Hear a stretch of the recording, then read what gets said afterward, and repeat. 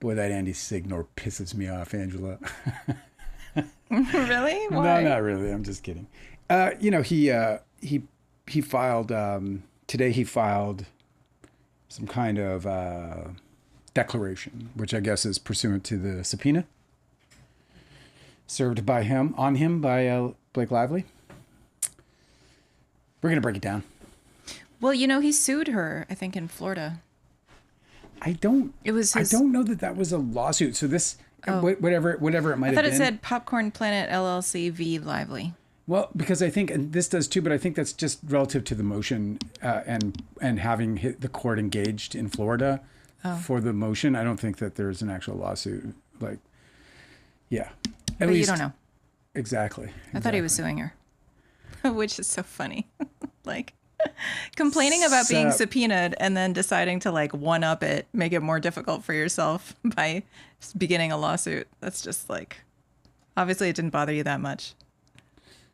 I'm excited to go over it with you because I'm going to ask everyone to fucking stick with me because the truth is it's got some math involved. But if you pay attention to the math, it looks to me as though Andy Signore is trying to pull a fast one on the judge. Okay. He's trying to see if it can be overlooked. And I'll go over it in a moment. Let's say hi to everyone. Bobo's here. Fellbaumling is here. What's going on? Foz is here. Always good to see Foz, especially because I know she's here late at night, man. She's with us at the, in the late night. So thank you so much. And yeah, you never know. Maybe scheduling will permit us to be more schedule friendly to our UK friends. Yeah. Eventually. Alyssa's here. Hello. She is early. Good to see you. Delicatessen is here. Is that you, Delicate? Yes. It's got to be, right? Delicatessen said, Changing it up. I'm being silly and being a play on my old name, Delicate. I love it. I love the name Delicate. The song is good. It's not my favorite song. I like the song, though. Do you remember? But it was the song was famous for Delicate, Yes. who we know. Yeah. So as soon as the song came on, it wasn't oh, it's Taylor Swift. It was, oh, it's Delicate. Yeah. Right? I know. Because we met her first. Every time I see the word delicatessen, I do not think of an eatery, like a food place. A place to get a sandwich. I always think about that 90s movie, the French movie. Yeah. If you guys haven't seen it, it's one of the most bonkers, most entertaining, most it's kind of like a comfort movie. It was good stuff. I might have to rewatch it. It's a super weird comic book type movie, but it's about cannibals and the people that try to stop them. But it's delightful, which I know sounds really weird. It's true. It's a really interesting, totally unique experience. I really recommend it. Me too. Highly recommend it.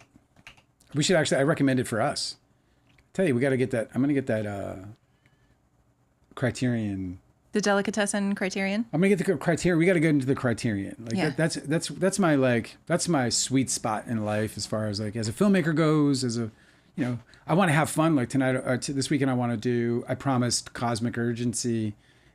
He was, watching the reruns or whatever, the relives or whatever they call them. And I was like, if you make it back to the live, I'll finally watch Pearl. So we're watching Pearl this weekend. Okay. Which I also want to watch State of Grace because I promised I would watch that. But we don't have to because that's a very fucking weird pair. I like all the movies. I want to watch all the movies. All right. So you don't have to ask me twice. Just say it's movie time and I'm down. So Lee is here. Hi, Lee. Hello. Good to see you. It's good to see all of you. Welcome to Friday, which I think is a good day for most people. I think it's a good day for us, mostly. All right, let me go get this. Andy Signore, he responded to Blake Lively's subpoena with a declaration. I'm not going to read to you all of it because it is. So what's his general point? I'm going to set that all up, but it's such a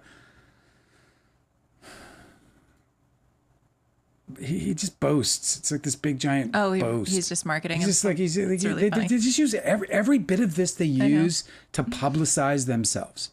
He's using this as the first fucking 4 paragraphs is his resume as a YouTuber. Really? Yeah. 4? He could do it in 1.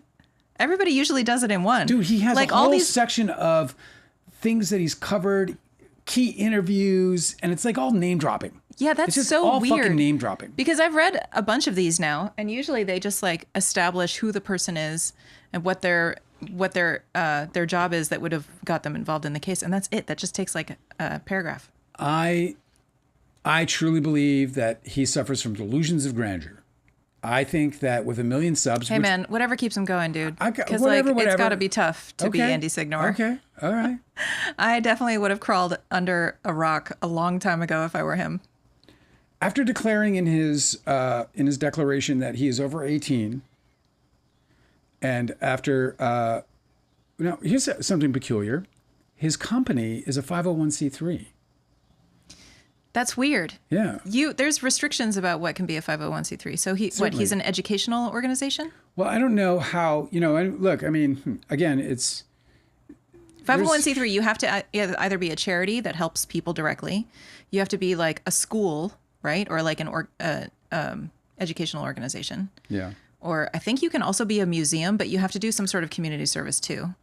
Yeah, you can also be. There are other things. It isn't limited to those things, but those things are included. How can I see a fucking 501c3? It seems a little shady, but because there's other nonprofit categories that you would fit into if you're not those things. But that one's really hard to get into. It seems a little shady because like he's his primary income is from ads. So maybe he's a church. Maybe it's the Church of Andy Signore. Andy Signore. Maybe it's the Popcorn Planet is actually a religion. We've been missing it this whole time. Well, anyway, he's a 501c3, which I think, and if you don't know what that is, that means that he's a charity organization. He's like a nonprofit, not for profit. He declares that he is an employee. He's not the only employee, but that he is the main guy. He's the big mahuff, or the big oaf, as I would call him. He's the big oaf.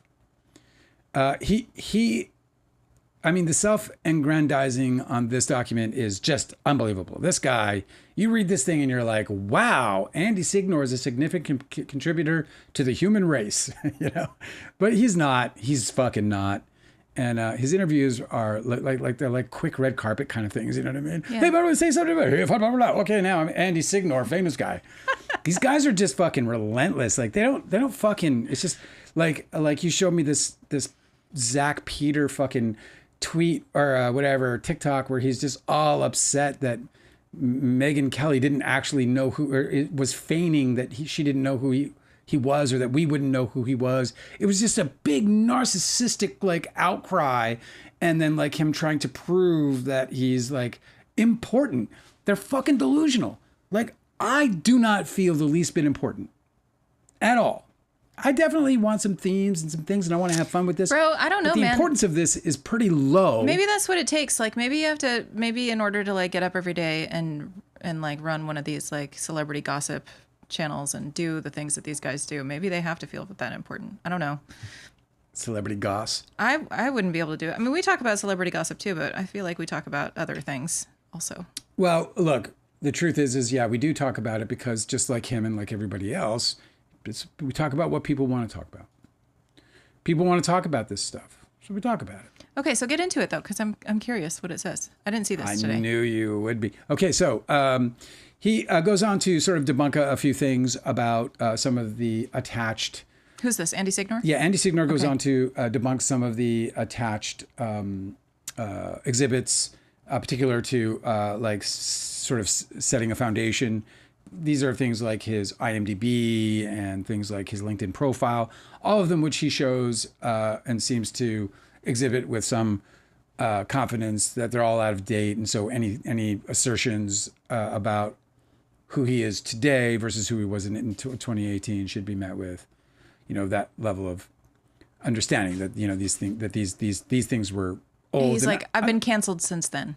Things are different. Yeah, exactly. That was before I got accused of SA.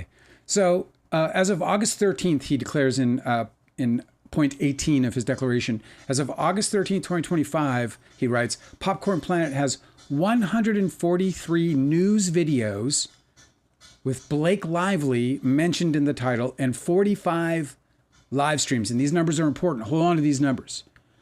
143 news videos, 45 live streams, and that is as of August 13th, 2025. So in total, since the beginning of his channel, Which was 2022. Right. Now, to put that into perspective, he helps us put that all into perspective in a way that I don't think really helps the narrative he's trying to create here, but we're going to go over that. In 2024, the previous year, Popcorn Planet only published 4 live streams, less than 10% of what he's done thus far in 2025, and only 13 videos. Of the 143 videos that were total, only 13 of them came in 2024.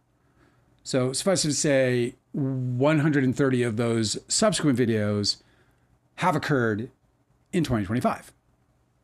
Considering he only had 13 130 or just this year so far? 130 news videos with Blake Lively mentioned in the title and 45 live streams, which, by the way, this is like a roadmap if you guys want to start a channel. This is literally that's so much work. This is the roadmap. I don't know. That's so much work, and it's all Blake Lively? Holy shit. So that's... Well, just those. Let me continue. So many of these videos feature legal experts and guests that weigh in on the court updates. Wait, so he's saying all of this to make a point that he's not attacking her? Because that sounds like a lot of fucking work. You got to just stick with me, because if we get lost in the weeds, those numbers become like a problem. So, 143 news, 45 live streams, 2024, 13 videos, 2024, just 4 live streams, and he goes on to say that in 2024, his 13 videos amounted to 2.5 million views. In 2024, he says in point 20, Popcorn Planet published 511 news videos and had 71,271,058 total views. So this is important because he's saying this has happened in 2024. Okay? And in 2024, he said that in the above line, or the previous line, he said that only 13 videos regarding respondent Miss Lively were published by Popcorn Planet, and that those accounted for a total of 2.5 million views. So then he goes on to tell the court that that the news and videos published in 2024 that mentioned Miss Lively therefore accounted only for 3.3% of the videos published by Popcorn Planet and only 3.5% of Popcorn Planet's total views. For comparison, then he gets into Sean Combs. And this is very interesting, although I don't think I'm going to get into it with you guys because I don't want to bash you with too many numbers. Then he continues on, but at no point does he go in and explain any of the numbers as it relates to 2025. And this is why he's only specifying and counting 2024, but nothing of 2025. Right. And so his marginalizing of his coverage of Blake Lively, he puts it into percentages, and he says, so the news videos published in 2024, right? That's important. 2024. Yeah. 13 videos, 4 lives, right? 2.5 million views. All right. In 2024, Miss Lively therefore accounted for only 3.3% of the videos published by Popcorn Planet. This is true. And only 3.5% of Popcorn Planet's total views. This is true. Now, here's where the math comes in. And this is where you got to stay with me. He claims that he made a total of 511 videos in 2024, and of those, only 13 of them belong to Blake Lively. This is 2025. He did not go into that except to say that all of his videos to date account for 143 videos with Blake Lively in the title. We already know 13 of them took place in 2024, and since only 13 took place, maybe there's a few stragglers before that, but more or less we can assume that most, if not all of the rest... Yeah, because why would he have talked about Blake Lively before? Correct. So all of the rest of them have probably taken place in 2025, leaving 130 videos versus 13 videos in 2025. Also, he's not highlighting this. I know. He's not highlighting this. So what is he trying to pull? Now listen to this. If you take the 511 videos that he published last year, right, and you amortize them for today, there would be 66% of the year has passed, right?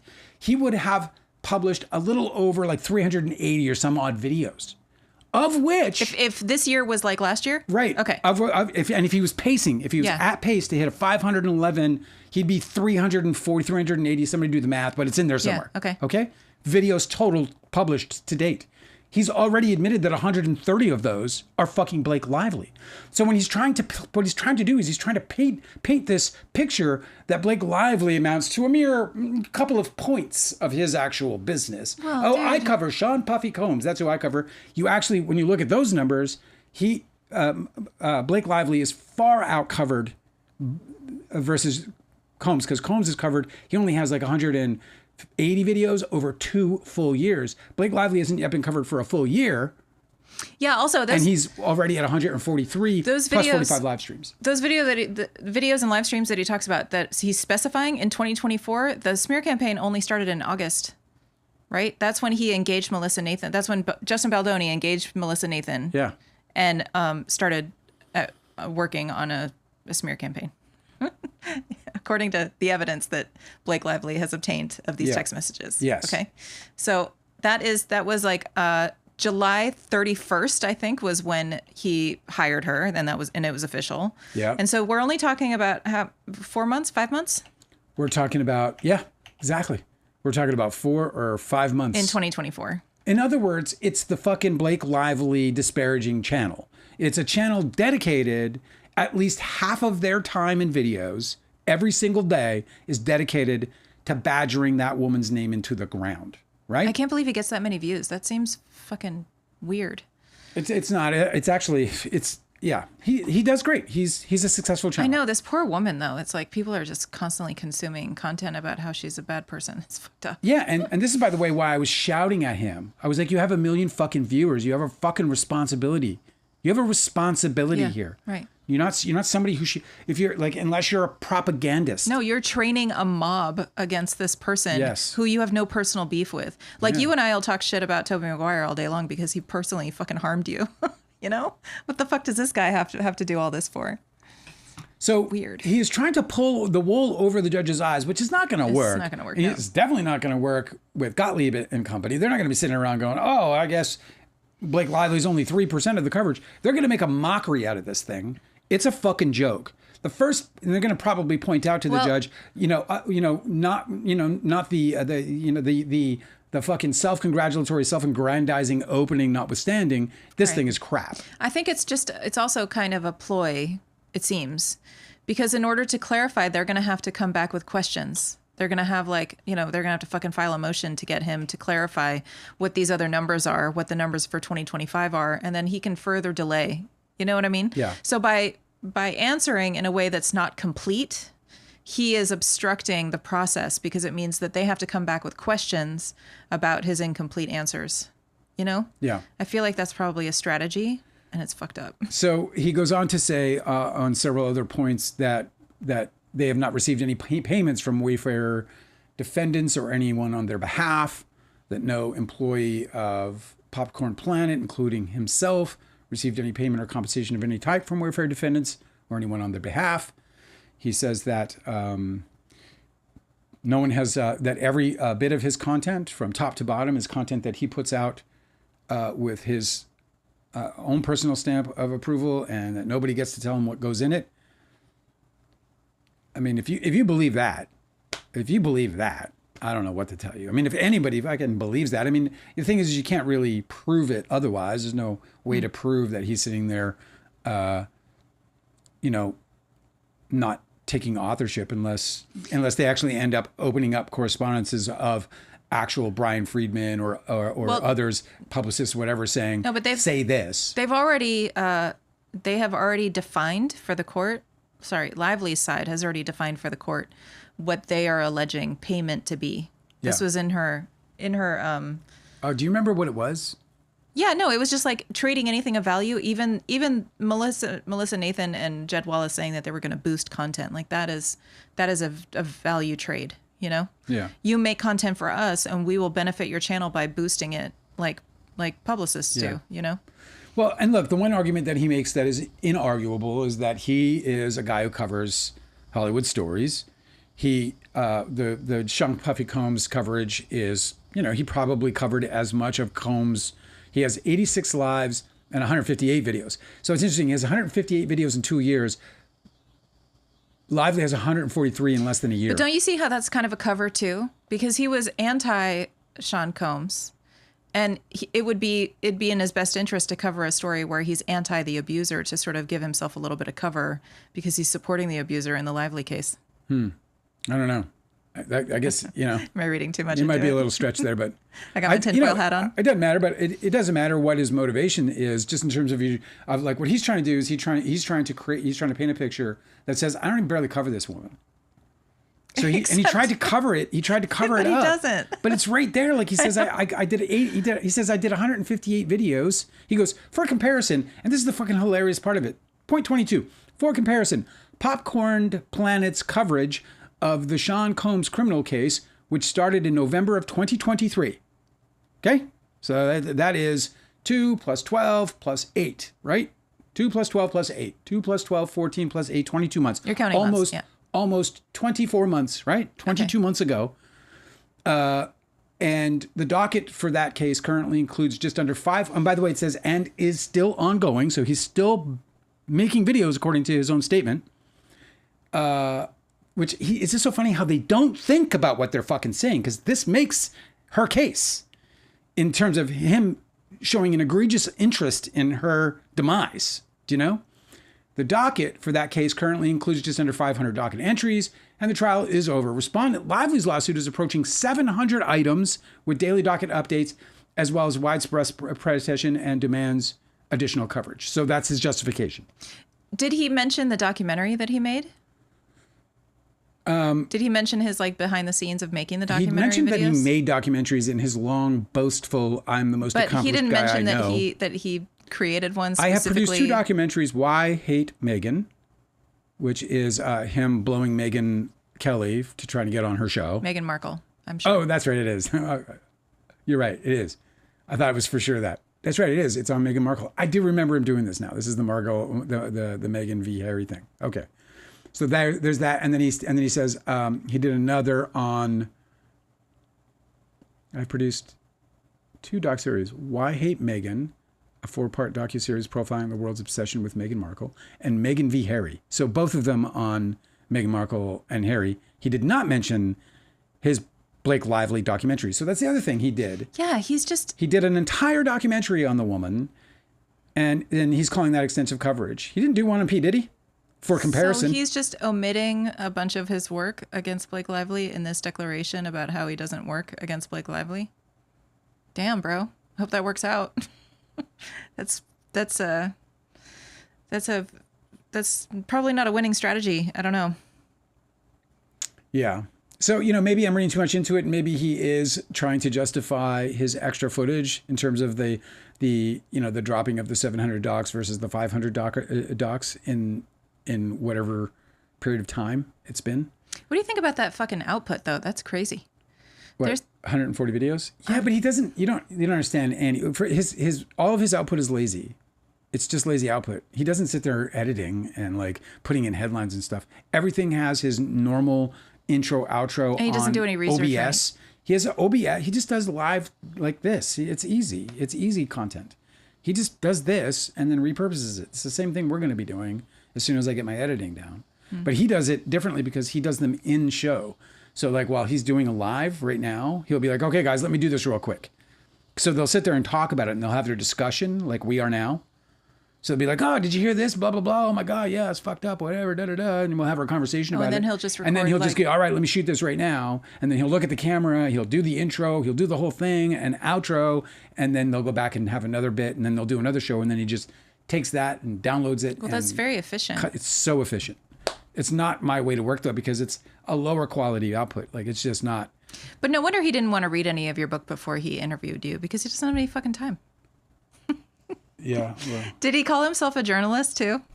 Yes. He called himself a fucking journalist. Did he? He doesn't read anything. He Did he use that didn't even word? know about the lawsuit filed by Mr. What's his name? Oh, yeah. He didn't know about the Shane Norman lawsuit. Shane Norman he didn't know lawsuit. about the Travis Flores And lawsuit wait, against Baldoni. Baldoni was named in these lawsuits before for similar allegations, and he just didn't know about them. Let me put that back into perspective. He didn't know about those lawsuits a month ago. Yeah. A month ago. Yeah. I was on the fucking phone with him expecting him to know, so I just dropped it as if he'd know, and we would talk about it. And then he was like, what are you talking about? Then I tried to explain it, and he goes, oh, I heard something about that. This is how much work he does. How could you not read that when it literally has a similar complaint pattern, including retaliation? Yeah. Yet he's sitting there and he's reporting on all the fucking bad shit she's done in the past. You know, it's interesting though, because I have heard from other people that said that they were on Baldoni's side, because obviously, like, you know, he seems like the little guy against like the big, rich, powerful foe. But then they heard about those other lawsuits and they were like, oh, okay, wait a second.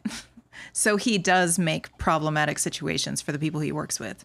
He's being sued in the context of his work 2 times before Blake Lively sued him. Yeah, like, and by the way, okay. he calls himself an investigative journalist, not just a journalist. Signore? This motherfucker is like out like in the trenches, dude. He's Anderson fucking Cooper, this fucker. Does Anderson Cooper do that? For sure.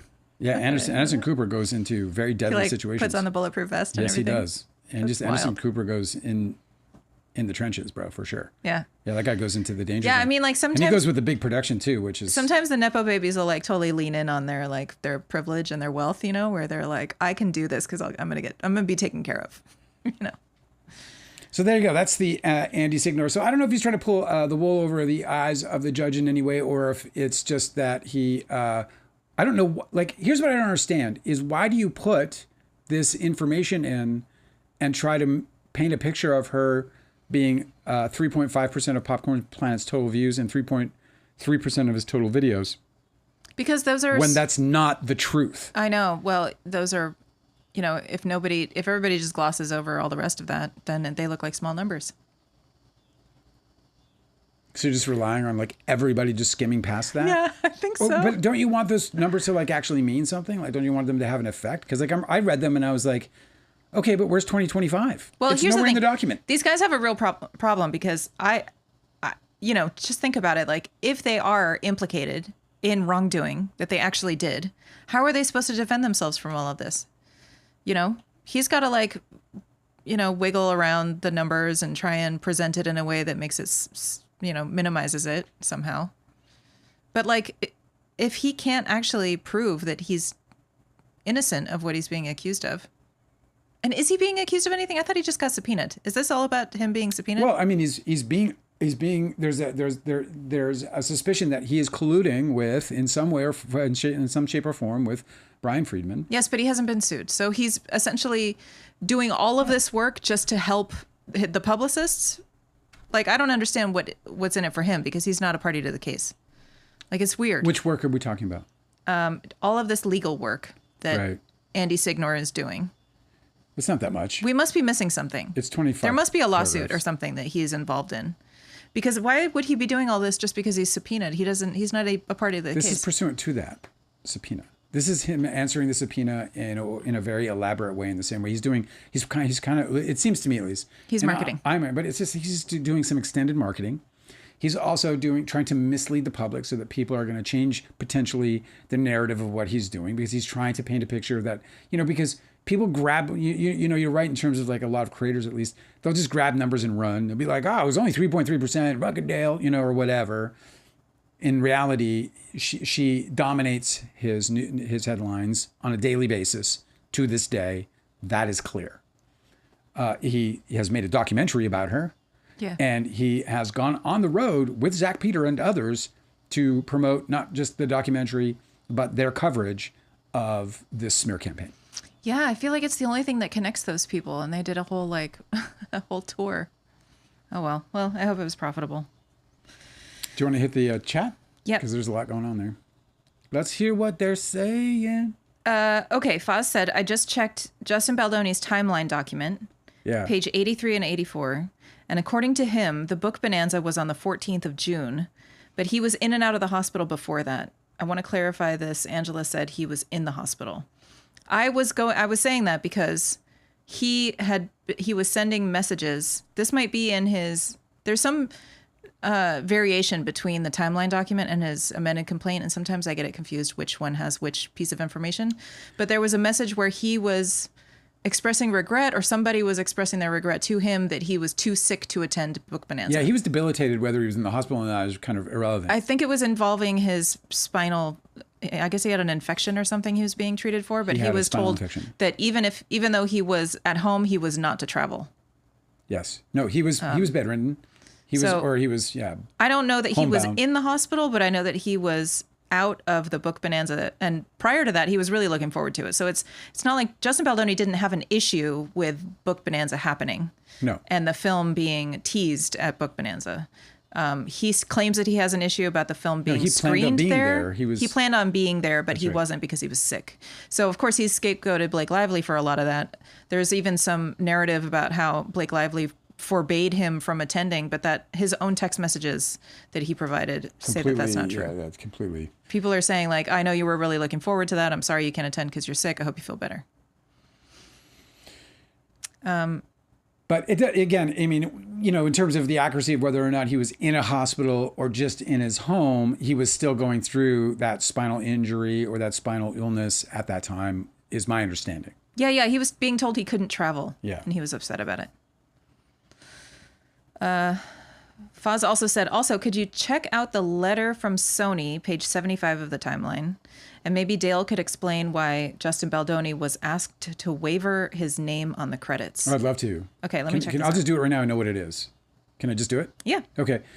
So I'm going to pull it up. When you make a movie, it goes to marketing, and the marketing starts coming up, and they start mocking up different designs for things like posters and other materials that are going to be, you know, used for marketing.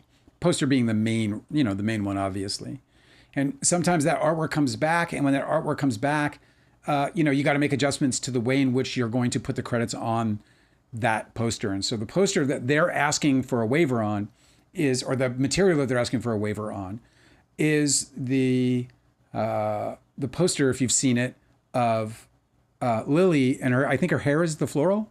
Is that right?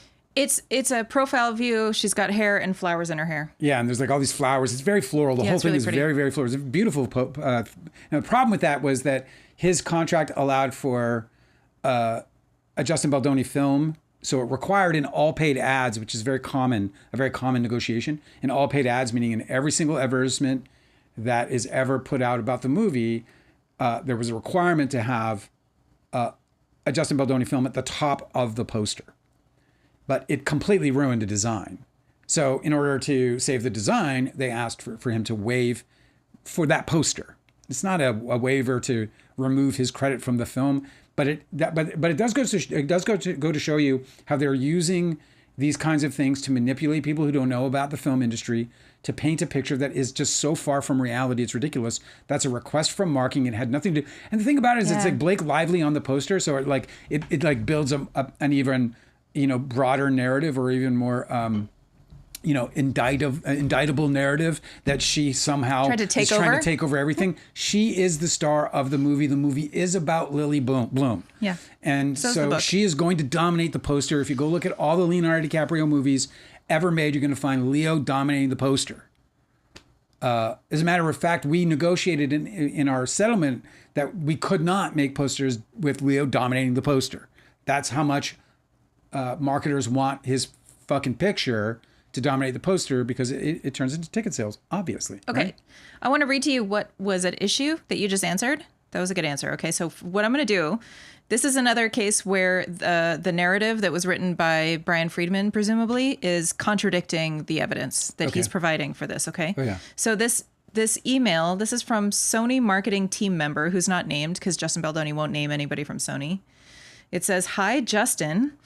I hope this email finds you well, considering how hard you're working. I'm helping Redacted tie up some loose ends as we near the launch of our trailer. I know Redacted mentioned this to Jamie, but I wanted to follow up with you regarding waiving your name/actor credit before or above the title for A/V assets." AV? Yeah. What is that? Do you know? Well, I don't know. She might be specifying either audio and visual assets. Oh, okay. Yeah, great. So for A/V assets, including trailer and related trailer assets, TV ads, and related digital marketing, can you please confirm that you are okay for us to proceed as discussed? Please don't hesitate to let us know if you have any questions or concerns. Warmly, Redacted name. So okay, so that's what was sent. Yeah. No mention of Blake Lively whatsoever. Right. This is from Sony marketing team member. Yeah. Check out how absolutely imaginary this narrative is about this date. Just before you do, I just want to insert one little quick thing, which is that, so it is not uncommon for credits to be renegotiated, especially credits that have incredibly stringent sort of rules on them, such as before or above, the title of the movie. So it's just not uncommon. So who makes those rules? Do you know? Well, they're negotiated by agents initially. So an agent will go in and they'll try to get the most prominent exposure for their client. Yeah. Right? That's why that's the whole film buy and all this shit, all this nonsense about it was just all about. Yeah, like when you see the opening credits and you see a bunch of names on the same card, that's a negotiation. Or if you see one name on a single card, that's a negotiation, right? Everything you see that's on the screen is a negotiation. That's interesting. Everything on that screen, especially the main titles. Yeah. That's all very negotiated. Now, normally when I say negotiated, it's all very standard, and this is the point. A lot of this is an important part of the point, which is that a lot of these credits are just like he wants all paid ads above or ahead of the title, and they got no problem because they're not thinking about creative at that time. They're just thinking about. Yeah, fuck. Okay, fine. You can have it. Unless there's a reason to fight against it, right? Yeah, I mean, they're asking him. Yeah. They're asking him if he's cool with it. I don't know what the response is. That's not included here, but it doesn't seem like there's any sort of conflict happening here. No, there is no conflict. It's literally like, hey, it doesn't fit with the art. That's all weird? It is. It's so literally weird. It doesn't fit with the art and the style of the marketing, and that matters. Sometimes you literally build the art around a film buy. Yeah. Like a Spielberg film. Like, nobody knows who he is, so they're not going to do that. From the director of Say Anything. From the director of Don's Plum. From the director of Don's Plum comes. From the filmmaker behind Don's Plum. I've seen that one too. Yeah. From the creators of. Yeah. Yeah. Okay, so just to refresh everybody's memory when I read this bullshit that comes after. Okay, as we near the launch of our trailer, I know you mentioned this to Jamie, but I wanted to follow up with you regarding waiving your name/actor credit before or above the title for the assets, including the trailer and related trailer assets, TV ads, and related digital marketing. Can you please confirm? By the way, this is okay? Just to confirm what she's saying above or ahead, right? You're saying she, but we don't know who this is. Okay, but it doesn't matter. What is the language there? Before or above title. Right. So before or above. So that's all they're asking for. They're not asking to remove Justin Baldoni's a film by credit. No, they're not asking him to take a second seat to anybody. No, it's just nuts. They're just asking him to remove it from the title, from above or before the title, because the title needs to be clean for the artwork to work. Yeah. That's all. So here's what Friedman, I guess, wrote. Okay. Mm-hmm. This remains an exhibit in court. So this is still something that they can use. Okay. April 30th, 2024. Heath is informed. Well, this says, hi, Justin. Okay. So that's weird too. Heath is informed that Lively told Sony Marketing that she would refuse to approve trailers, TV spots, and digital marketing assets if Baldoni's acting credit appeared alongside hers. Where the fuck is the evidence for that? Yeah, where is it? Okay. Then it says... I guarantee you that doesn't exist. Sony Marketing, citing Lively's contractual approval rights over her image and likeness in promotional materials. They do not cite that at all. Warns Heath, this apparently is a warning, warns Heath that she could effectively block the release of almost every piece of promotional content featuring her face or name, essentially all of it. Faced with this leverage, Baldoni and Wayfarer reluctantly agree to remove his name from the before or above title credit in trailers and related marketing cutdowns. This concession is yet another clear example, so clear we can't even see it. As the day is bright. Yet another clear example of Lively's ongoing effort to diminish Baldoni's presence and influence on the project. There is no creative or professional justification for his name to be excluded. It is purely a result of her demands. The situation escalates further when on June 18th, 2024, Sony requests that Baldoni's film buy credit be removed from the film's poster. That email, too, is about how they're already using a poster in the EU that they just want to keep using because it's been so effective. And they don't mention Lively in that one either. A move that reinforces Lively's wholesale erasure of his contributions as a request of this nature would have no meaning to Sony. It is clearly instigated by Lively. Absolute imagination. Clearly. They said clearly. That was the way. There is no evidence to support any of that whatsoever. She's not even mentioned in this email. Nobody is saying that they were like put up to this. She's not even in the conversation. I don't understand how they can get away with this. I mean, I guess they didn't. Their fucking lawsuit got thrown out. I'm going to throw up for you guys to just see it. But this is the shit that people are believing because they're not looking at it critically. Like, show me the fucking evidence of anything you're saying happened. Yeah, exactly. Just exactly. Let me see. Okay, here we go. So this is, you guys are now looking at the credits as they appeared in the trailer. He got a film by Justin Baldoni, screenplay by Christy Hall, directed by Justin Baldoni. There are it's a Justin Baldoni sandwich. It's a Christy Hall sandwich, and Justin Baldoni is the crown and the heel, as they'd say it in McDonald's training.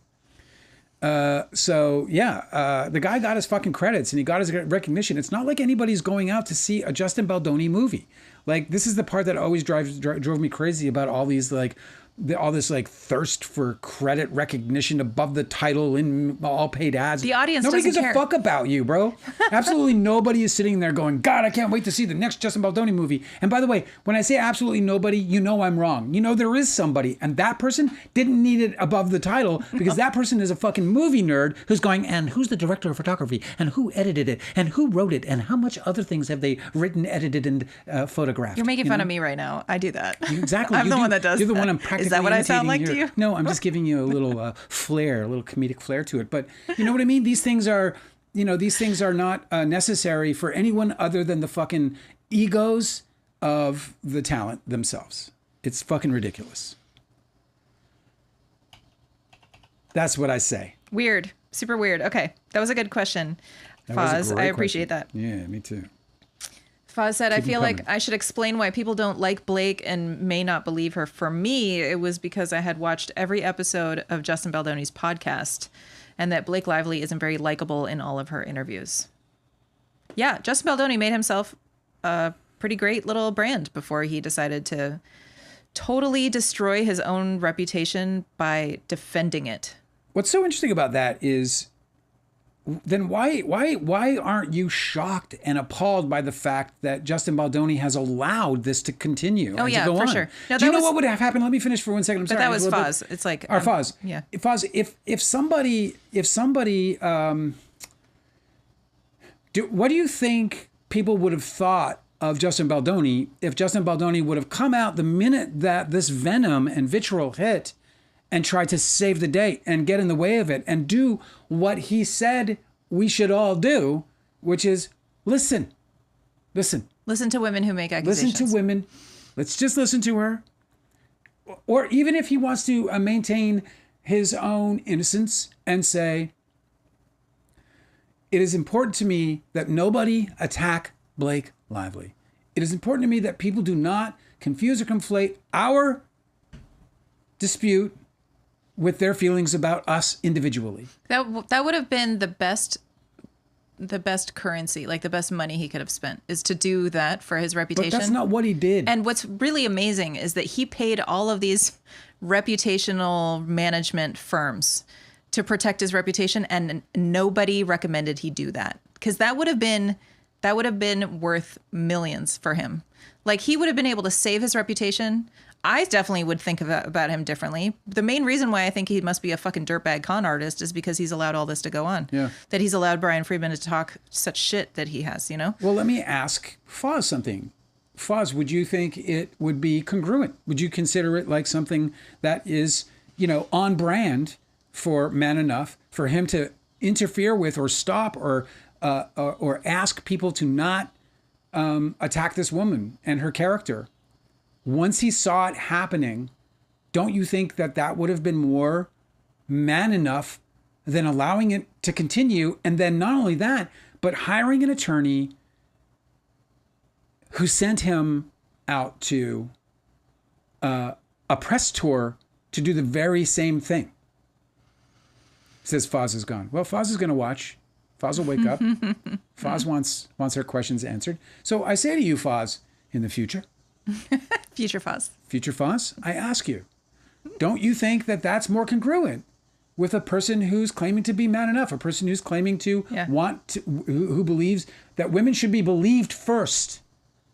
Yeah, well, here's the thing, too, that and everybody... They didn't fucking, by the way, do that on set, did they? They didn't believe her first on set, did they? No, they didn't. They sure didn't. The thing that I think is important for everybody to just keep top of mind is that people who are obnoxious can also be harassed and abused and That's right. retaliated against. And people who are nice, people like, in fact, there are so many stories about actual predators who are really, really violent and abusive people who are like the most likable person that everybody thinks is like the pillar of their community. Cosby, we always do it, but yes, there's Bill Cosby. There's also like a bunch of other, even really notorious, like really bad criminals, right? That nobody suspected them. They were like hiding in plain sight type people. So just because Justin Baldoni had like a really great reputation before this happened is not really very compelling, because we know that those types of people exist where they cultivate a really great reputation so that they're not suspected when they're doing the things that they're the actual, fucking predator shit that they do. And by the way, this framework that we're talking about is the very same framework that has ultimately allowed for like some of the most egregious crimes to be totally gotten away with against sex workers. Like, sex workers have been the target of criminals because they know they're easy targets, because they're this loathsome clan of the ill repute who like don't deserve justice and don't deserve to be believed because they asked for it or some absolute nonsense. This is the kind of framework that has empowered the patriarchy to disempower women. Yeah, like I do not care if Blake is not a likable person. Exactly. That's totally it just irrelevant. Doesn't have anything to do with it. Do her claims are her claims supported by evidence? And yes, they are. Yeah, and look again, going all the way back to the offense.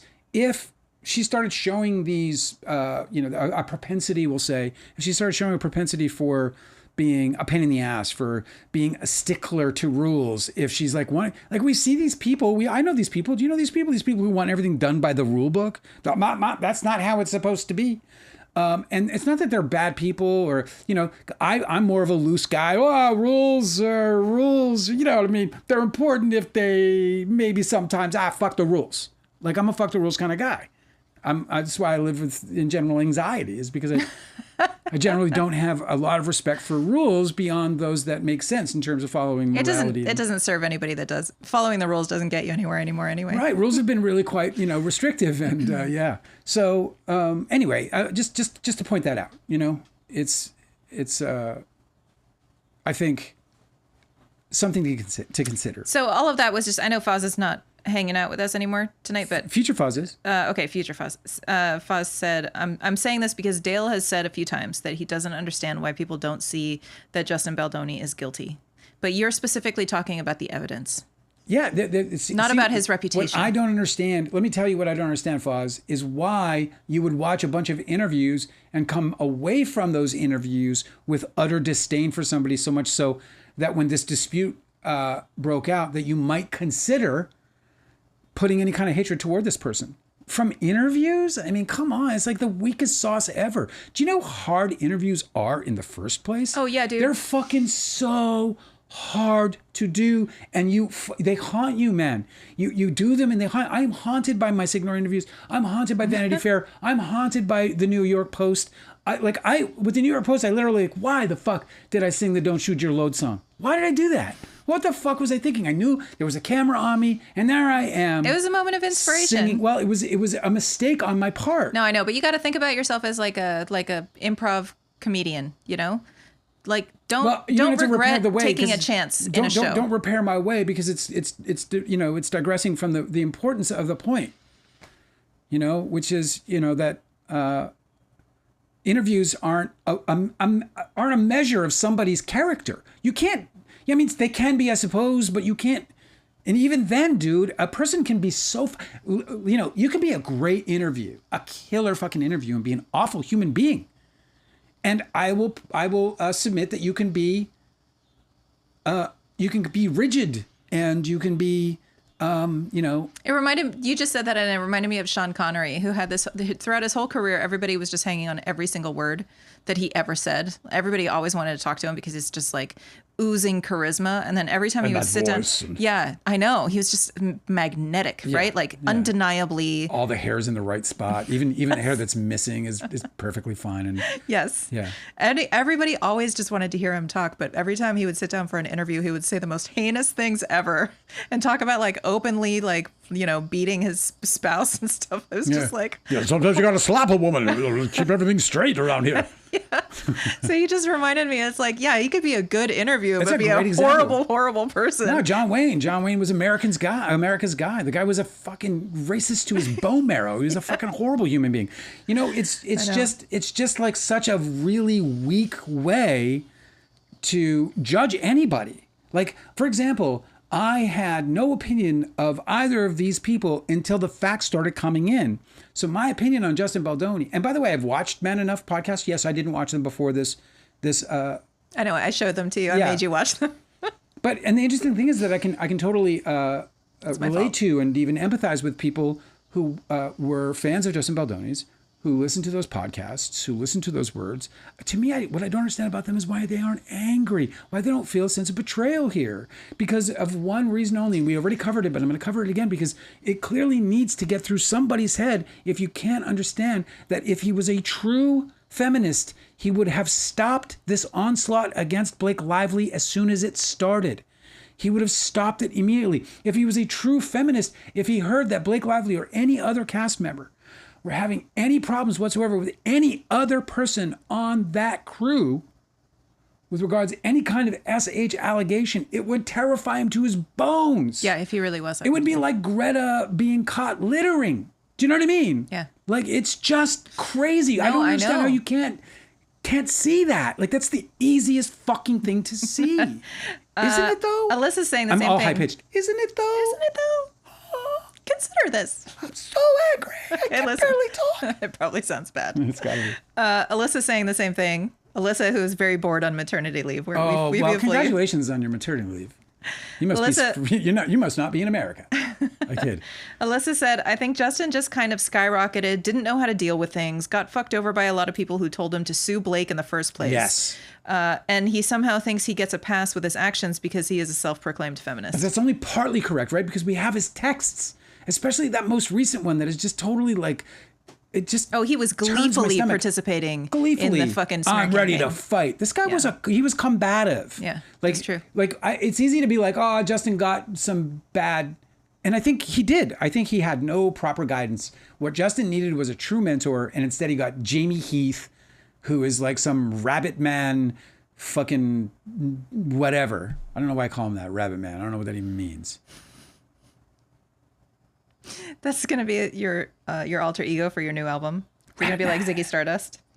But you know what I mean, though? Like, I forget about my stupid description of him. Jamie Heath was not the mentor he needed. No. Jamie Heath was the guy who let Blake Lively into the editing room. And I once again, I'll just state my my position on that. She should not have been let into the editing room or had any access to the cut until after Justin Baldoni completed either his cut or the allotted time by the DGA to complete a cut. Fel Bombling is offering so much here in the chat. Let's go. Content creators have scoured the internet looking for Blake Lively being mean in some context. I think they've come up with 10 instances. How many interviews has she done over her career? Literally hundreds. Doing the math, the percentage of mean videos must be sub 1%. Correct. Literally, Russell Crowe beamed some poor sap with a cell phone, yet he gets 1 iota the backlash Lively has received. Kooky. It's true. Yeah. Russell Crowe did a fucking full-on assault. And that's Blake Lively was like snotty in an interview. And that's why you know it's a smear campaign. Yes. This goes nowhere without the effort of publicists and influencers. Yeah. And you know it's a smear. It's one side is doing a smear campaign and not the other, because the amount of times I have saved so many videos of Justin Baldoni saying the most outrageous shit that could absolutely be used to distort his character. If you wanted to be selective about the things that Justin Baldoni has said in interviews and how he conducts himself and describes himself, all the times that he's admitted to the fact that he didn't always take consent as important, that he didn't always take no for an answer. When he's talking about the context of like being, I mean, listen, like, I'm all for like bearing your soul. I really am. But the one you want to keep close to the chest, you know. There's a couple you might want to just keep close to the chest. I was interviewing, I was being interviewed by Andy Signore, right? And I was talking about, I wasn't being interviewed. It was the pre-interview. I think it was the pre-interview. It doesn't matter.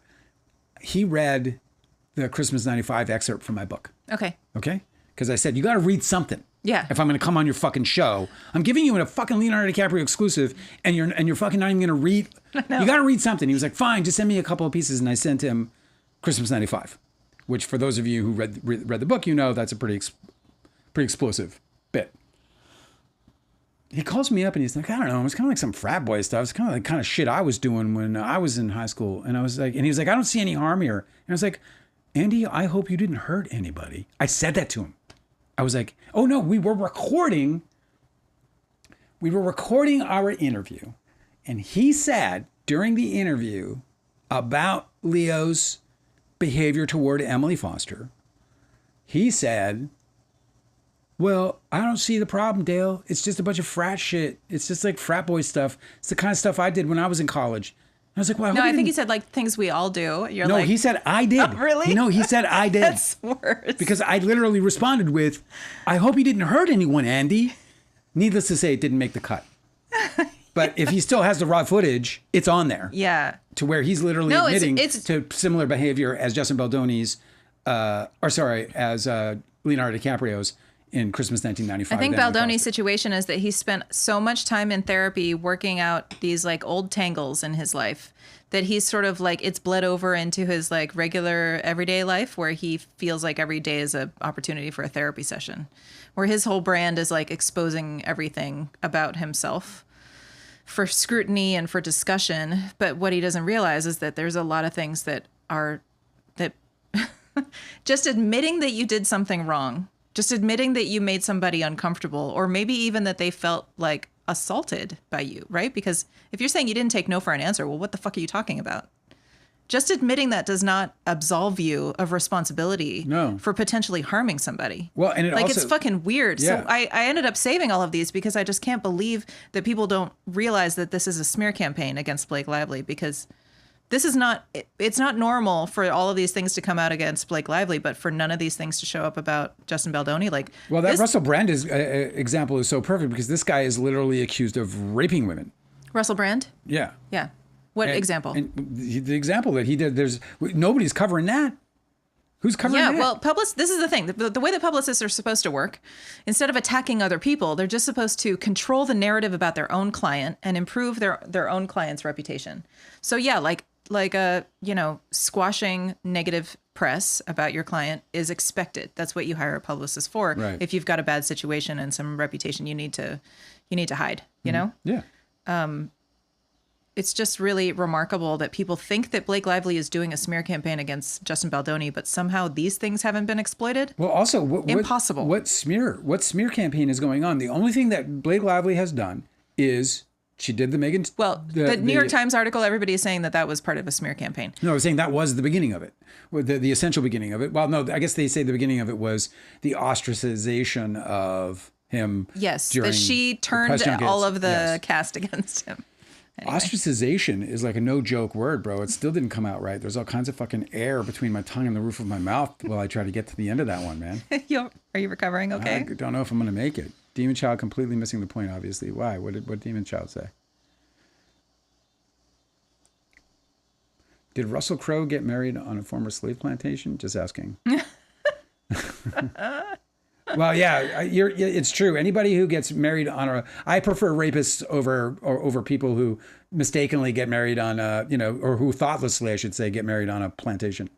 It's so interesting that people want to like hang on to that. I agree that it's a bad mistake. I think it's a really bad mistake. In fact, I was infuriated by it, and the only thing that calmed me down from it was their apologies, which were spot on. And look, if you can't live in a world where people can make mistakes and they can recover from them, then I don't know. I mean, I feel sorry for you. Where's all this smoke for fucking the film The Notebook, which was filmed on the same plantation? Yeah, exactly, and was a giant hit. And by the way, it was a bunch of white people. That plantation they boast on their website that they were selected in some magazine like Southern Living or something chose it as the best wedding venue of 2018. Like, I think that it's just like, this place is a venue, right? It's like a film venue. It's a private party venue. It's a wedding venue. Yeah, it's like, it was a plantation. We all agree that it shouldn't be, but it is. And so it's used by a bunch of different people for the same purpose. And I don't know. And I just want to be clear, because Angela is not apologizing for them. All Angela is saying is that maybe they didn't think it through because it was just an available venue that dropped their jaws, and they knew it from the Notebook. Maybe. Like maybe they just didn't put it all together as in terms of thinking of its history as a means of consideration. Like it's not often that you sit there and go, oh yes, I would like to pick a venue. Please tell me about the history of this so I can be clear about it. Like you're looking at it in this present and future tense. Present, oh, this looks like what we want. Future, imagining what it will be. And that's the context of shopping for a place. I know this as a person who watched a woman shop for a place to get married. My ex-wife. Yeah. And it was a big fucking deal. And Blake Lively, with all due respect, seems like that kind of girl with like a big pain in the ass wedding. Yeah, like so Southern Living thought it was a really great venue. I also, like the location scout that worked for the studio that made the Notebook thought it was a really great venue. And it's not, right? We agree it's not a great venue. Yeah, I know. It's just it's interesting how people don't recognize that it's like this selective outrage. Like every year, like thousands and thousands of people choose to get married at private, well-kept private properties in the South. And those happen to be historically often plantations. That's correct. Like Dale and I both celebrated when that one burned down in Texas. Yeah, we did. That was fucking glorious.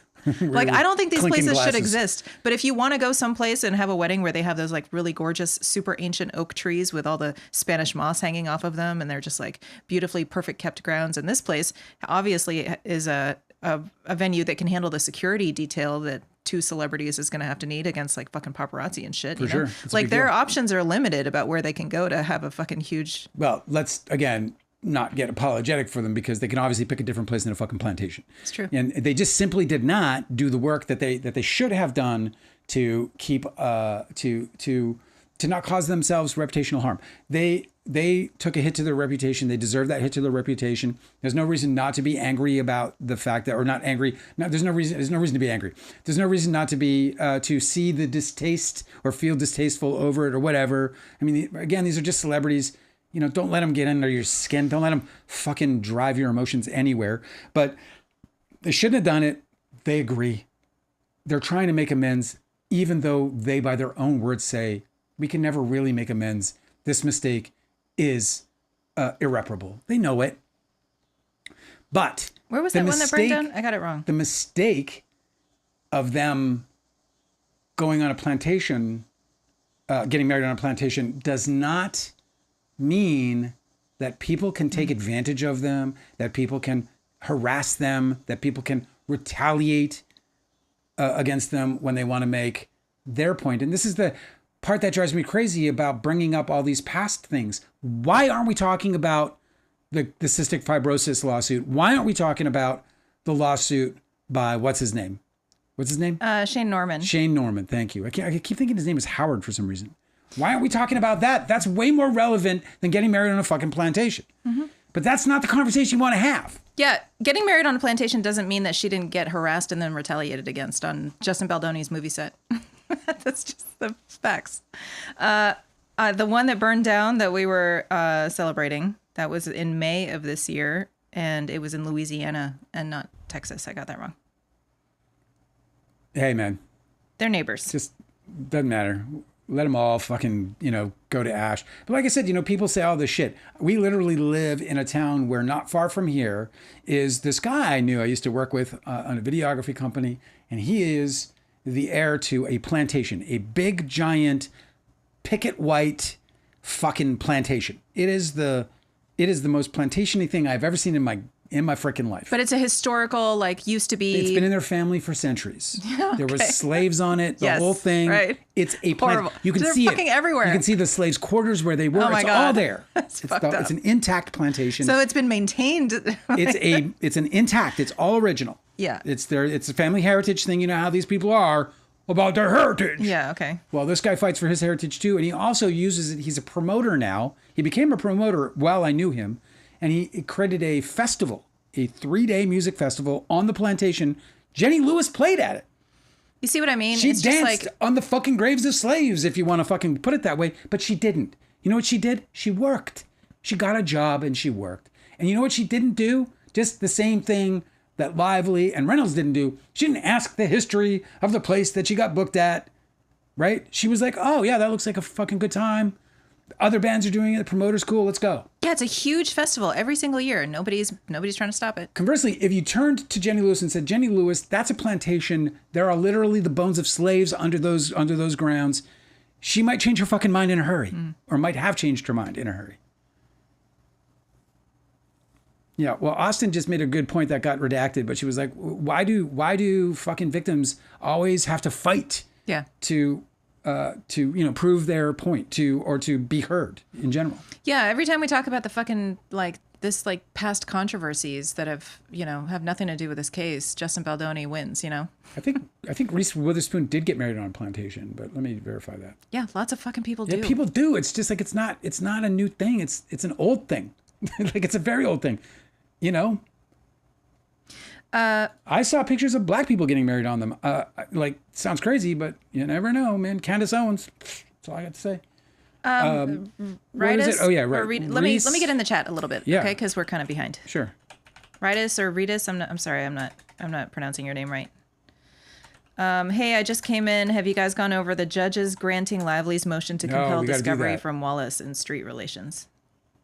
Yeah, Reese Witherspoon was married to her first husband and a guy I knew and hung out with for a minute, Ryan Phillippe, at the old Wide Awake plantation in Charleston, near Charleston in South Carolina. But Reese Witherspoon is completely unscathed.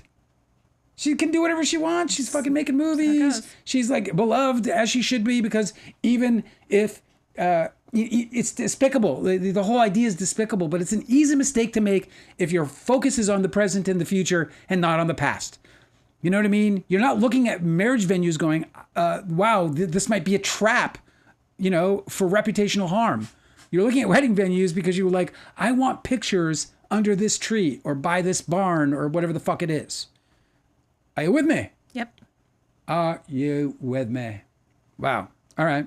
What else we got? I think we should go over some of the topics you planned to talk about. Are we done with the tonight. chat? I thought you said more chat. More chat. Let me go. So bad. Shannon O said, I love when you guys do impressions of each other. They're not accurate, but very entertaining. My favorite is Angela's impression of Dale, where it sounds like you're wearing a retainer. Where I do a lisp? I'm so serious. I'm serious. Well, we did. Andy Signore is trying to pull one over on the judge. But maybe he's not. I don't know. Maybe I fucked up that headline. But it doesn't matter. It sounds like he is, dude. He's not being very clear. Like, why is he showing us 2024 statistics and trying to create this? Listen, all he needs to do is be like, yes, I talk a lot about Blake Lively. That's what I do. People are clicking on these videos and they're watching them, and I'm making a ton of money, and I'm doing it for the love of the game, not because I'm getting paid or anything. When Blake Lively's not in the title, we get 50 views or whatever. When Blake Lively's in the title, we get 150, or 200, whatever. And look, I'm covering it because as a filmmaker who's gone through the litigation process, I've been sued by the biggest star in the world, Leonardo DiCaprio. I spent years in litigation, or a couple years in litigation.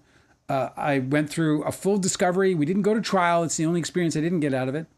But we went through a full discovery process. I sat 5 days for my deposition, being drilled by some of the most cunning lawyers in Hollywood. And but in addition, I've also had my work actually stolen from me by the movie star. That actually happened. Leonardo DiCaprio did take my movie. He did ban my movie from the United States and Canada, unlike just Blake Lively. Yeah, your movie was actually stolen. And they also did everything they could to harm the reputation of both my work, Don's Plum, and my character, and my good name. Because I'm actually a good dude. Never fucking harmed a soul in my life. It's just not my thing. So that's what makes this case important to me. And then, we started covering it because oh, fuck this. I'm just going to cover this case.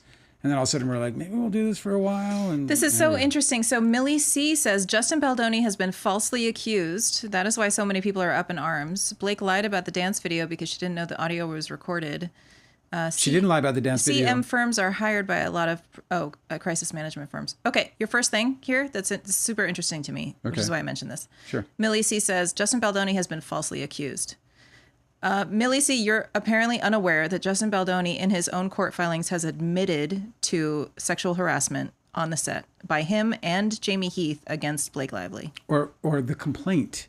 Like, I know you say it like that, but he is not denying that the events she's complaining about did occur. Right.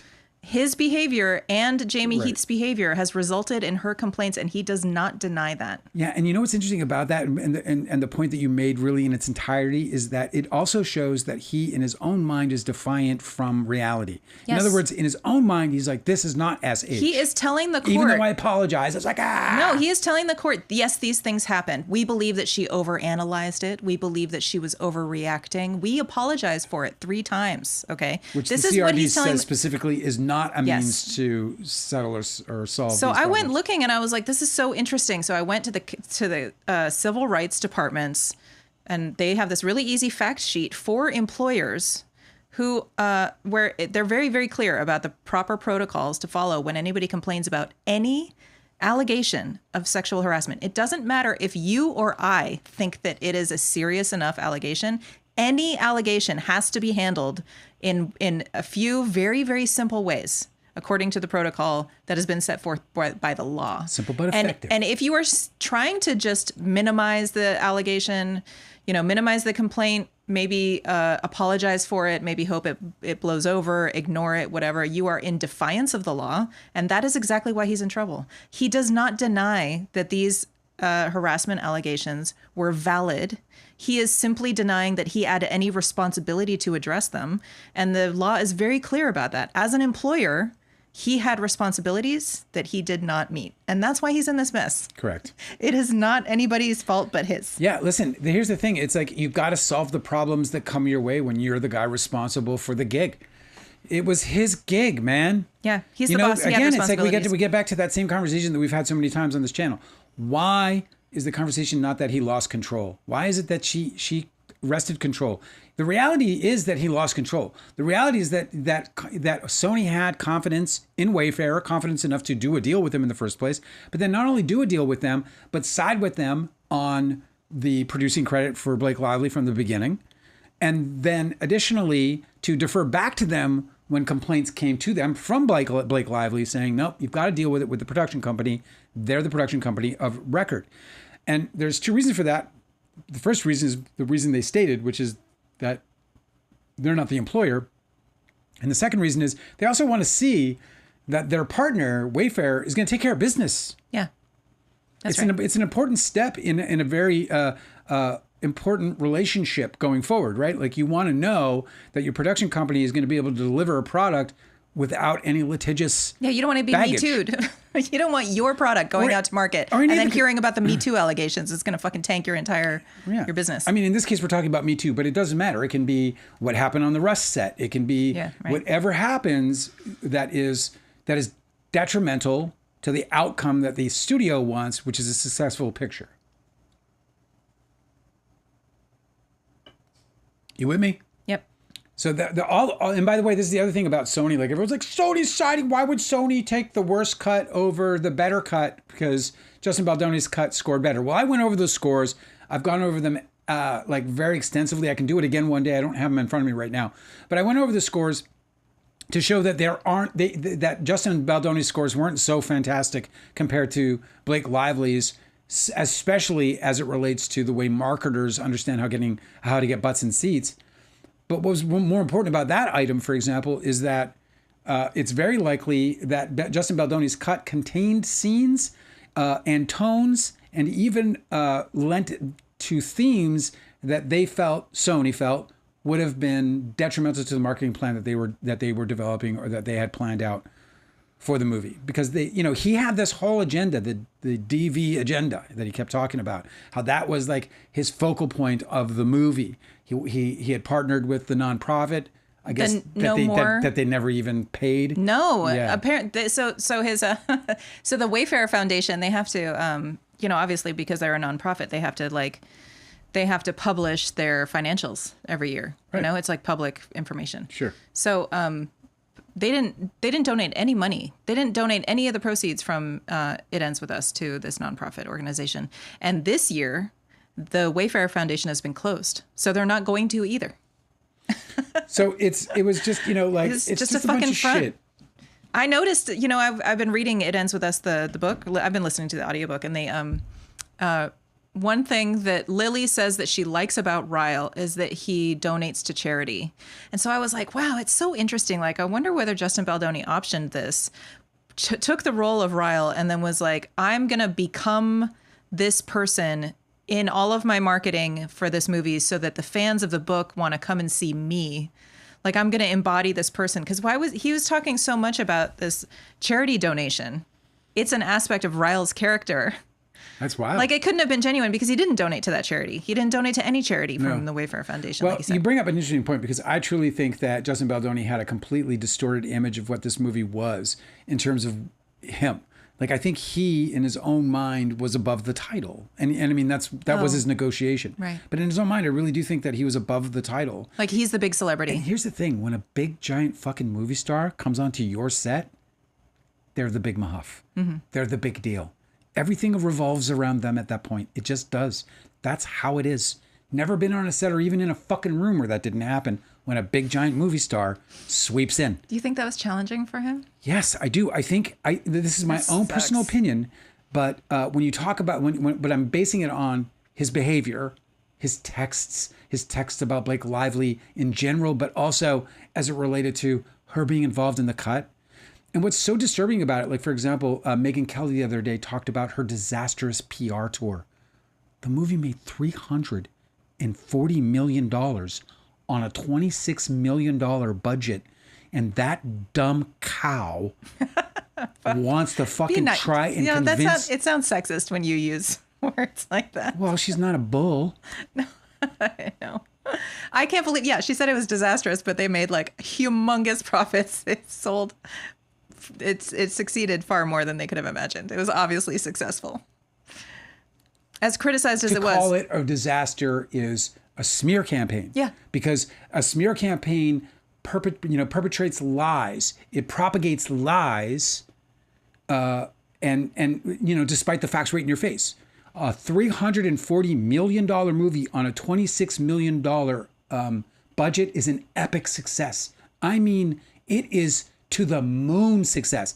Here's what would have happened if Justin Baldoni had signed that fucking statement that happened just before the premiere.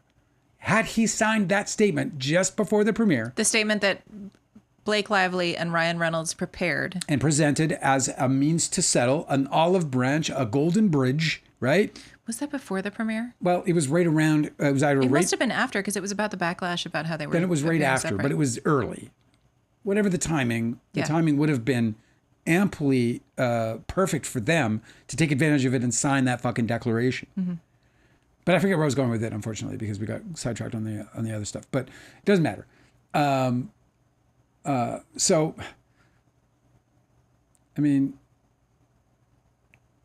I believe Justin Baldoni was, I believe he is wildly narcissistic. I think that he did all of this stuff with, I think the 50 million views just fucking sent that shit to the moon with his TED Talk. Where he, became the savior to toxic masculinity, and or against toxic masculinity. I disagree. I don't think he's a narcissist at all. Oh, I couldn't disagree with you more. I think that his problem is that he has like I think he's working on a lot of like. This is just because I've read his memoir. This is the con, though. You're about to spread the con. You're about to spread the con. This is the con. He's working on. I mean, I've read his memoir, and then I've seen a bunch of his Man Enough stuff where he sort of tries to bare his heart and stuff like that. I think that his issue is that he's got a real vindictive impulse, and he does feel like he's under attack when he's not. And I think that he sees power struggles where they do not exist. And I think that he's just one of those people who is just very, very defensive. Like, he's like a fucking porcupine where he doesn't need to be defensive. Like, where he's... Porcupines kind of do. He's the type of person who is like, yeah, but he's not, you know? Like, nobody's fucking trying to harm him. Right. Like, a porcupine I thought was a good example because you look at them from far away and you're like, oh, fuck, well, okay, I'll leave you alone. He's being left alone. Like, none of these bad things are happening to him, but he's like, I'm going to fight.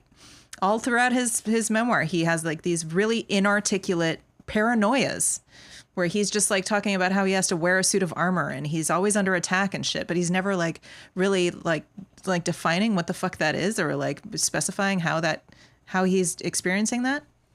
I just think he's like a fucking paranoid dude who ended up making a boogeyman, and then the worst thing that happened to him was that he surrounded himself with people who directly would benefit and profit from him engaging in an attack. So none of the people around him were motivated to be like, Justin, I think that you're blowing this out of proportion. Like, what if you deal with it differently? What happens if you are like concede a little bit and then play ball? Like you have a lot of leverage you can negotiate with. Like nobody was advising him about that stuff at all, about actually being defensive, actually protecting himself and his reputation and his brand. All they wanted to do was like, you know what? You should lawyer up and you should fight because these people are in the business of making money from that fight. Here listening to him be the victim here. He's the guy. Yes, I know, but they exploited his worst tendencies. Yeah, because he doesn't understand the sharks that are in the water because he's a big naive. Because he wants to be a shark too. Here's why I think he's a fucking narcissist. Okay. Yeah, because everything is about him. It's all about him. You know, the movie was about in his mind, in his own mind. You know, like for example, it's a great example of why I just had something on the edge of my. I kind of waited too long on it. That's why I interrupt you sometimes because I'm fucking. Oh, I don't mind. I know my brain will just. You can interrupt me. It'll just go to mush too quickly. I'm a broken dude. Anyway, Justin Baldoni is. I believe Justin Baldoni is a narcissist. I believe that this whole. I truly believe that it was I believe they're doing the same kind of projection tactics that we've seen in these last few years through so many other attacks in media. I believe they projected this whole. If you remember early in this, they tried to make out that, and it just didn't fly, that Blake Lively was secretly in love with Justin Baldoni. And he rejected her. Oh, that's really funny how and that the rejection of him is what... That never really got any legs, you know? Like they really tried that angle. Everyone's like, dude, she just had a baby. It's the stupidest thing I ever heard in my life. She's obviously in love with her husband. She's not interested. Not only just obviously in love, but she's like, she's postpartum. She's not thinking of like that way. I mean, she's also constantly annoyed with Justin Baldoni. Like even his own testimony where he's trying to make himself seem like a good person. Like he's constantly talking about. I believe it was the reverse. How she's like, huh? I believe it was the reverse. I believe that if that scenario has any legs, that he wanted to have a little like set affair. They want to talk about the fucking dance scene not being SH, and I think it's nothing but. I think the whole fucking thing is SH. I think it's all of his cravings for Blake Lively on display, and it's hidden by the idea that he gets to play Ryle. But we see him coming... It's true. Ryle in the book is a total fucking horn dog, and it's bizarre to read it and be like, oh, this is the guy we're supposed to be rooting for with her. So if he was in character, it would make sense. But here's the thing. It doesn't matter because if Blake Lively was made uncomfortable and she voiced a complaint, Justin Baldoni as the employer, as her employer, she's his employee, right? That's everybody. Nobody denies this.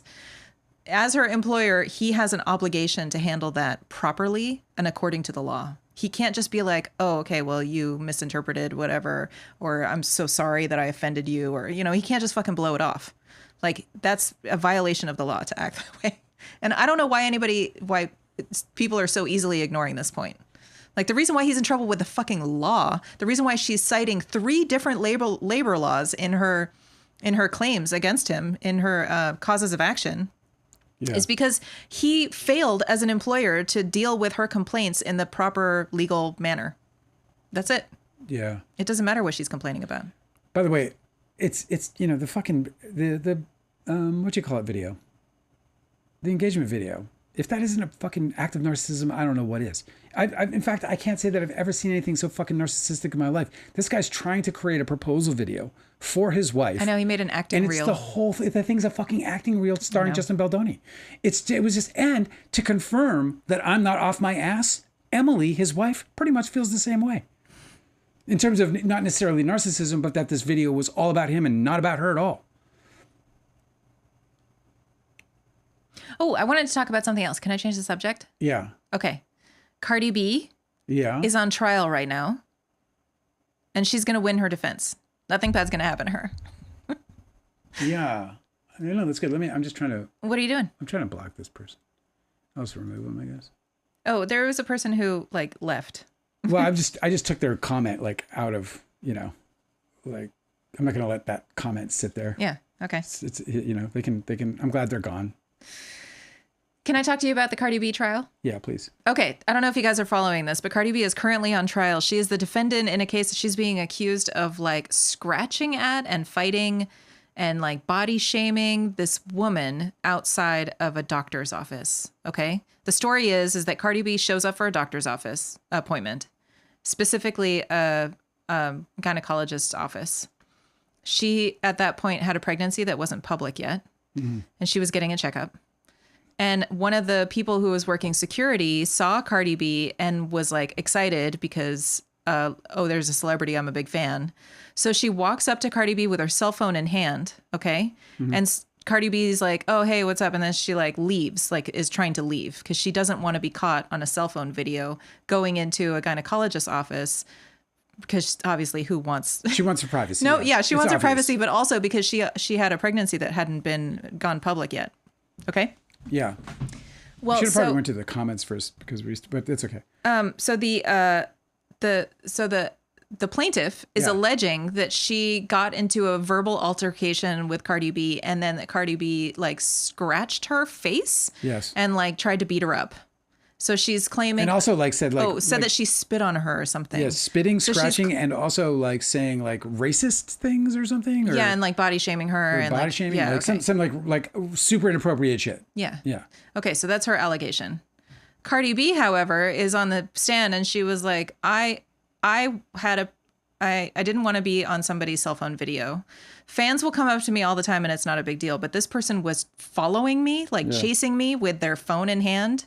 And then when I finally turned around and confronted them, she admits that she was like, that she called her a bitch and was like, stop following me. Aren't you supposed to be security? Like, what the fuck are you doing? Making me feel unsafe, Yeah.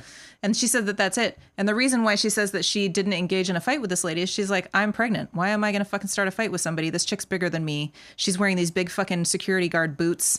Like she could probably fucking kick my ass. And Cardi B's probably been in a few scraps in her life and doesn't want to be involved in anything like this because she's carrying a child, Her story obviously corroborated by the. And then her story is also correct. She has witnesses from inside the clinic who are literal doctors who are on the witness stand saying, we saw the whole thing because they were screaming at each other.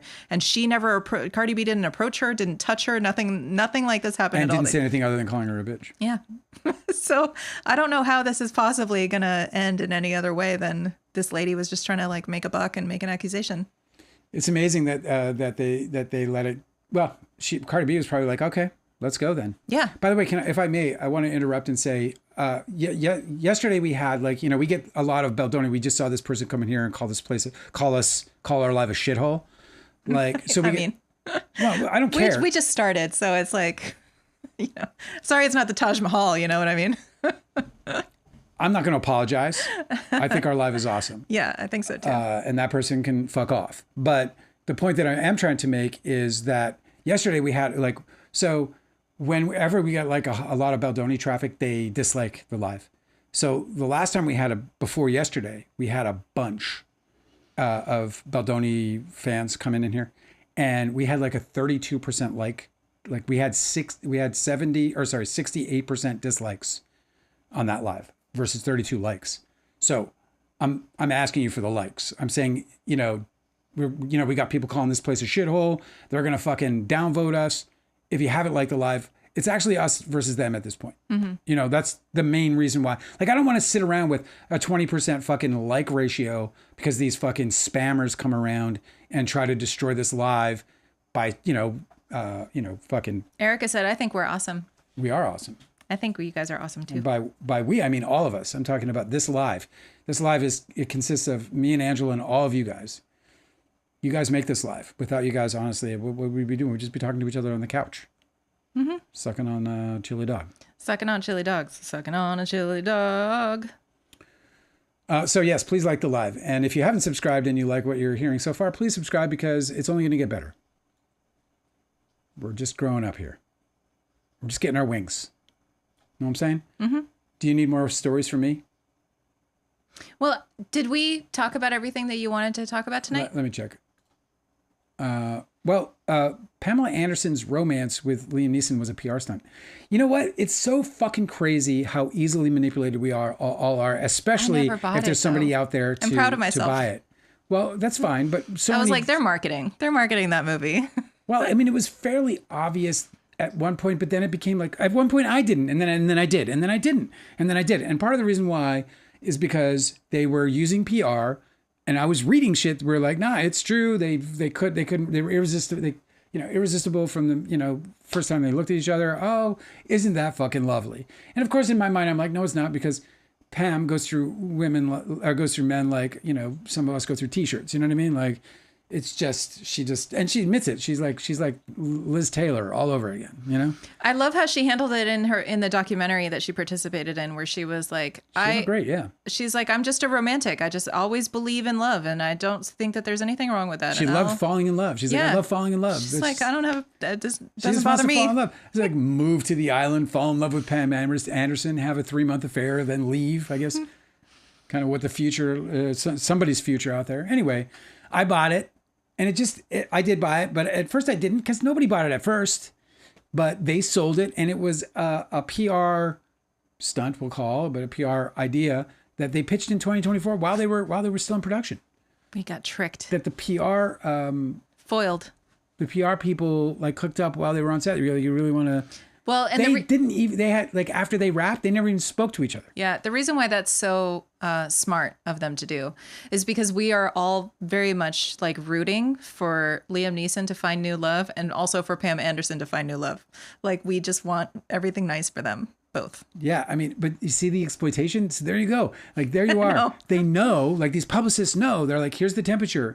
This is like, I'm like, I need a publicist, and it's true. I do, because the publishers will be able to understand. I don't have a clue of where I'm at in the world in terms of my fight against Leonardo DiCaprio, my fight to restore my movie, the publicity of my book, my reputation. I have no idea what the fuck is going on. And if I went to a proper publicist, you need to find someone with their finger on the pulse. Well, or just people who have the tools and the skills and the wherewithal to be able to drill down and see where somebody stands in any particular vertical. To get all fucking technical talky about it or whatever. Who wants to press the like button? Come on, you freeloaders. Troll is with us. Oh. Said, I really enjoy your lives. Oh, thank you. I enjoy having you. From New Zealand. And I've always been a critical thinker, and you both remind me of how my partner and I converse. Oh, that's so cool. Yeah, we are really critical thinkers. I think that's the only way to live, really. I mean, to live free of, well, not free of, like, I get fucking bamboozled, and sometimes I don't look deep enough. I've even apologized on this live for, realizing I hadn't looked deep enough.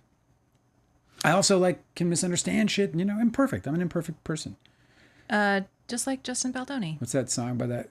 I'm not a perfect person. Oh, that sounds awful. You should stop doing that.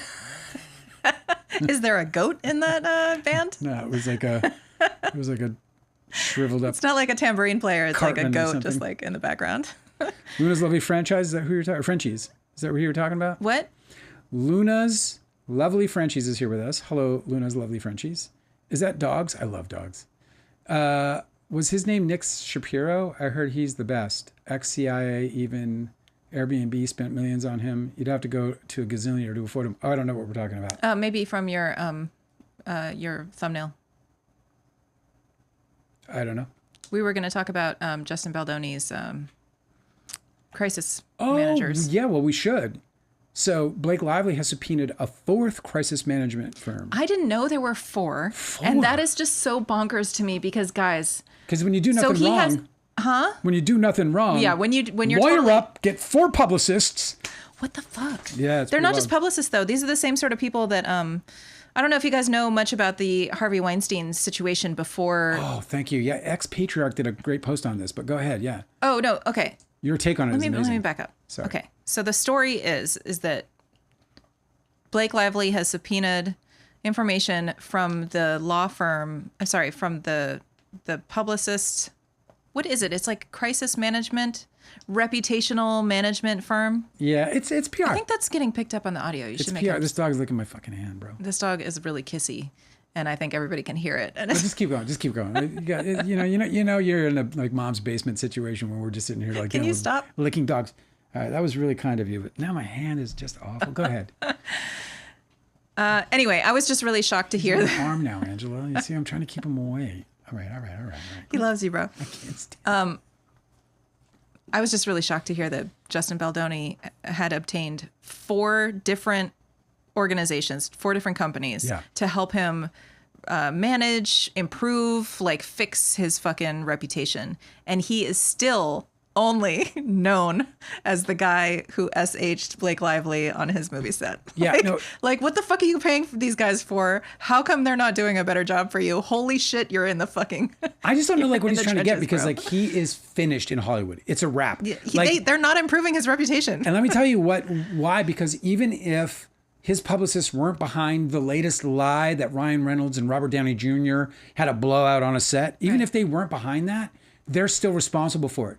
It's kind of like saying like, if like you're the guy driving drunk and you like lose control of your vehicle and another car crashes to avoid you. Do you know what I mean? Like that's the car that crashed to avoid them. Right? Now, I was thinking about the analogy like a fire ant mound, Like Justin Baldoni is a fire ant mound. Like it's in your yard, it's not doing anything. But if you step on it, you know that like something really bad could happen. Like I feel like if you work with Justin Baldoni, you don't know whether something really fucking terrible will happen because he's obviously he's hiring like 4 different firms to help him improve his reputation after he deliberately attacked the star of his movie. And I don't understand. I mean, the evidence is so fucking clear who started this. And it's bonkers that he thinks that he could ever have. I mean, I'm sure he knows that he doesn't have a career anymore because nobody's going to touch that. Nobody wants to. It's not even about who started it anymore. It's who didn't take care of the problem. It's like that's really what we have here. It's yeah, like, he's lying to fucking insurance companies. Like the guy's. And it doesn't matter. Like the whole "you started it" nonsense. This is garbage. His job as the owner of that company, the proprietor of that business. The employer of all of those people, including Blake Lively, his job is to deal with the complaints regardless of whether or not he believes they're legitimate, if they have foundation. None of it matters. All that matters is the way he deals with it, and the way that he should have dealt with it, or Wayfarer in general, is according to the CRD and the laws of the presiding state that they're working in. Yep. That's it. There's no fucking other way around this garbage. People talk about, it's the same thing when people are talking about, Blake Lively wresting control of the movie. That he lost control of the movie. The only way to wrest control of the movie is to have a conspirator in Sony. And he didn't sue Sony last I checked. He didn't sue Sony. He doesn't have a problem with Sony. He didn't even name them Apparently, in anything. Sony is responsible for letting Blake Lively steal his movie, according to Justin Baldoni. She couldn't have done it without them. Well, and they're not, and he's not suing them. So that speaks so fucking loudly. It's everything. It's the whole case to me. It's like the reason why the first time that this thing blew up and they started releasing the materials or whatever it was, and I saw that there was going to be no Sony involved. I was like, well, that doesn't fucking work because Blake Lively was an employee. Blake Lively could have only had any leverage if she had somebody like Sony in her back pocket. Yeah.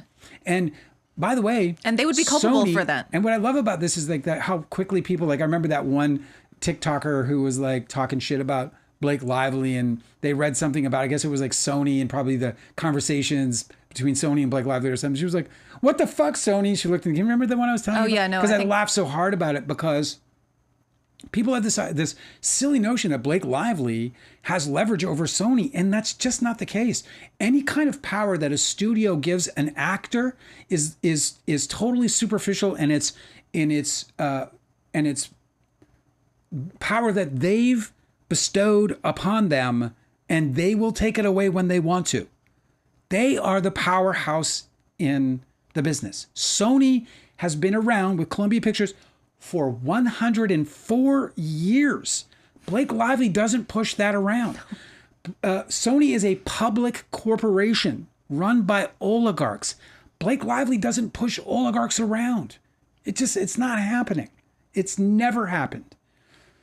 So it's just this silly, absolute like fucking delusion that people want to live under that she's pushing around Sony and all of Hollywood. It's just the most ridiculous thing ever. The reality is that Sony saw Wayfarer and Justin Baldoni losing control, and what they had in front of them was an eager and willing Blake Lively to pick up the mess and the pieces that were all around them. And that's apparent in the evidence, too. Sony is texting Jamie Heath, and they're very dissatisfied with the work that he's doing as their point person to Wayfarer. They're asking him really simple questions that he can't answer. And you can see Sony executives and Sony producers getting more and more frustrated with him as they go along throughout the production. So I think they were just like, is anybody there? Like, can we pick up the phone? Like, and then just to yeah, exactly. And to like knock the other stupid notion that she's got some motive. This woman has been in the business since the fucking 90s. She's been around forever, whatever. Like, she's a kid. She's been in the business since she was a kid. Blake Lively knows exactly how to behave on a big studio movie. Blake Lively knows how to work with directors. She even knows how to work under adverse conditions. She's worked in Hollywood long enough and thoroughly enough, meaning like extensively, pervasively enough that she fucking knows the how to function in Hollywood. She has no agenda to take over movies. She has no, people don't understand, like, there's no such thing as, like, taking over a movie. Movies are collaborative.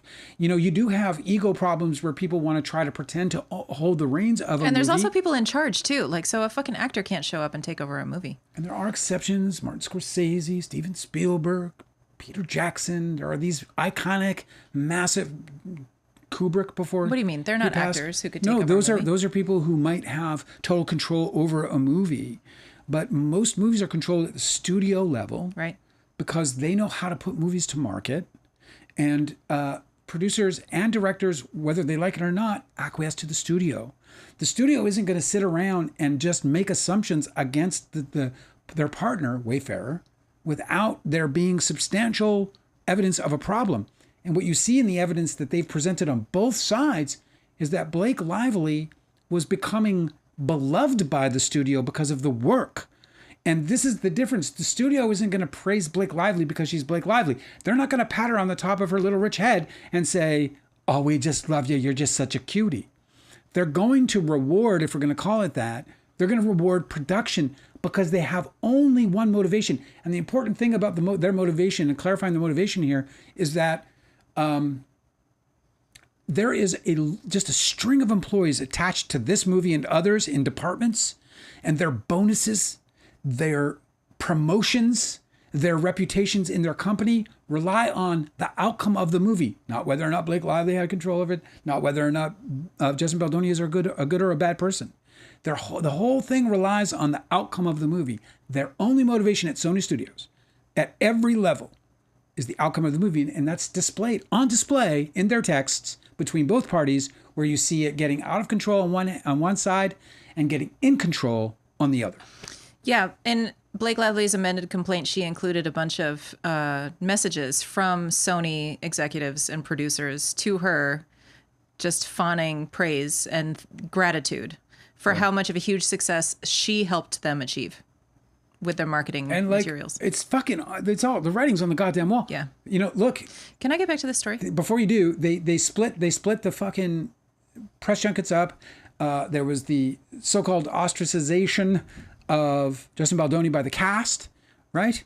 All of that, despite all of that stuff, all that swirl of energy that is not positive, despite all of that happening, the movie goes on to do $340 million. Yeah. And you know why? Because Blake Lively is a star, and she attached the biggest pop star of the time, Taylor Swift, and that turned the thing on fire. And it made Justin Baldoni rich, and this is the fucking thanks she gets. And this was what she meant when she said, they're yours. I'm bringing them to you. That her dragons, they can be your dragons too, is verbatim what she fucking says. And she intended and then she fucking delivered, and this is the fucking thanks she gets. And I guarantee you she intended to put Ryan's exceptional marketing company. Yeah. It's not that he's an exceptional marketer. It's that he has an exceptional marketing company. Bring that to bear. So she was just bringing the fruit, bro. And this guy was like bitching and eating it with the nectar running down his fucking arm. He's using the money she helped him earn. Yeah. Right? By attaching valuable assets to his film. He's using that money to sue her. Yeah.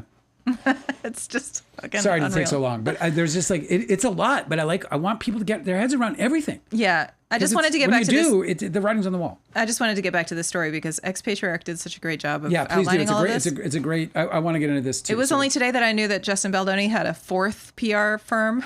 It's just Me too. Not just a fourth PR firm, a fourth crisis management. yeah, PR and firm. I don't know why they're not doing a better job for him because, oh my God, his fucking reputation is trash. Okay, so it's just really weird. So Ex-Patriarch said that this now means that Baldoni hired a PR firm, RWA. I don't know what that stands for. We haven't. Whatever. Okay, a crisis PR firm, which was TAG, the agency group. That's Melissa Nathan's company with Jen Abel. And a crisis mitigation firm. That's Street Relations with Jed Wallace. Yeah. And now she has subpoenaed Sourced Intelligence LLC as an intelligence and reputation management firm. So I stand corrected. It's 4 publicists, 3 crisis management. Yes. Sourced Intelligence LLC is co-founded by a commander and a canine handler formerly in the Israeli Defense Force. They also employ a number of other former U.S. Army and Marines intelligence specialists. And as soon as I saw this, it looks like Wayfarer hired this intelligence firm in December 2024. This was after the release of Lively's CRD complaint. So it's absolutely... And after the New York Times article. Yeah. So it's absolutely in association with their retaliation campaign, right? And at that point, she was making protected claims. Like they're not allowed to retaliate at that point. Let me see where I It's amazing. Like, didn't they lawyer up? Like, wouldn't you just lawyer up in that situation immediately? You have like one of the biggest stars in the world accusing you of being a fucking jerk off. Like, lawyer up, buddy. That's not going to go well. I saw this and I immediately thought of the Weinstein story. So like, I was like, okay, so former Israeli defense, what are they called? Commander in the Israeli Defense Force, other former U.S. Army and Marines intelligence specialists. I was like, this is the fucking Weinstein playbook. Yeah. So I read both of these Weinstein books. Okay, it was She Said by Megan Twohey, and that's how I knew about Megan Twohey before she wrote about Blake Lively. So she broke the story about Justin Baldoni's retaliation smear campaign because that's her beat. That's what she covers. So when she was reporting on Harvey Weinstein, it was that people were complaining about sexual assault and harassment by him, and then he retaliated. And so that's what Megan Twohey covers. Okay, so she helped create the Me Too movement. She's incredible. She's a fucking hero. No, she's an icon. For sure. She was like being physically threatened the entire time that her and her partner, who's I feel really bad, but I can't remember her name. They co-wrote the book She Said together, and it's amazing. You guys should read it. And also this other book called Catch and Kill. This is by Ronan Farrow, and he just has a really clear explanation about. So Harvey Weinstein hired somebody similar. So Harvey Weinstein, sort of. Yeah, these guys are probably better, higher paid. The Black Cube Group from Israel contacted associates through Weinstein. Sorry, they got to Weinstein. I'm trying to paraphrase this. Let's see. Black Cube, the enterprise he'd recommended to Weinstein. This is Ronan Farrow, his writing. Black Cube, the enterprise he'd recommended to Weinstein, was run largely by former officers of Mossad and other Israeli intelligence agencies. It had branches in Tel Aviv, London, and Paris. It offered its clients the skills of operatives, in quotes, highly experienced and trained in Israel's elite military and government intelligence units. They, in the documents around the assignment, Weinstein's identity was often concealed. He was referred to as the end client, or Mr. X.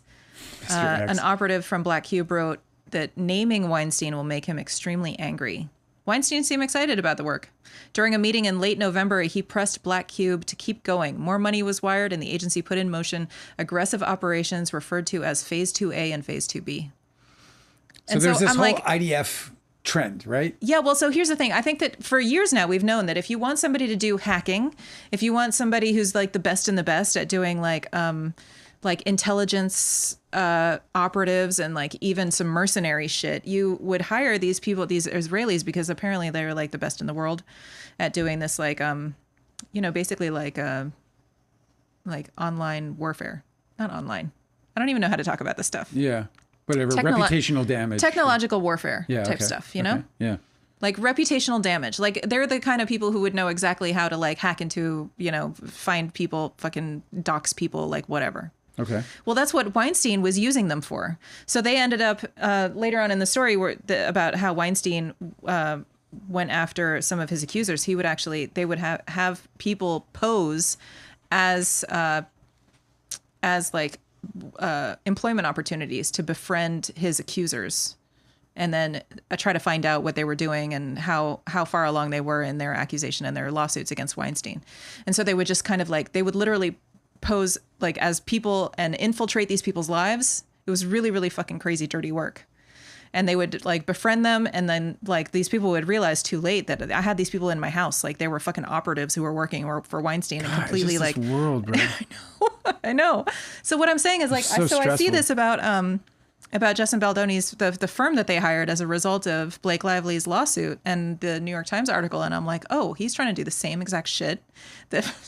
Why else would you hire a former like military intelligence personnel to fucking run your reputation problem? Like, Come on. Unless Weinstein like showed everybody how to fucking do it. By the way, Angela used to so I get approached often by various people, documentary filmmakers. Oh yeah, those books made me so fucking paranoid for you. I get all like several times a year. I get like by these like often like very legit filmmakers, who are trying to befriend you, and I'm like, you're like, no, it's a fucking trap. That's a fucking trap.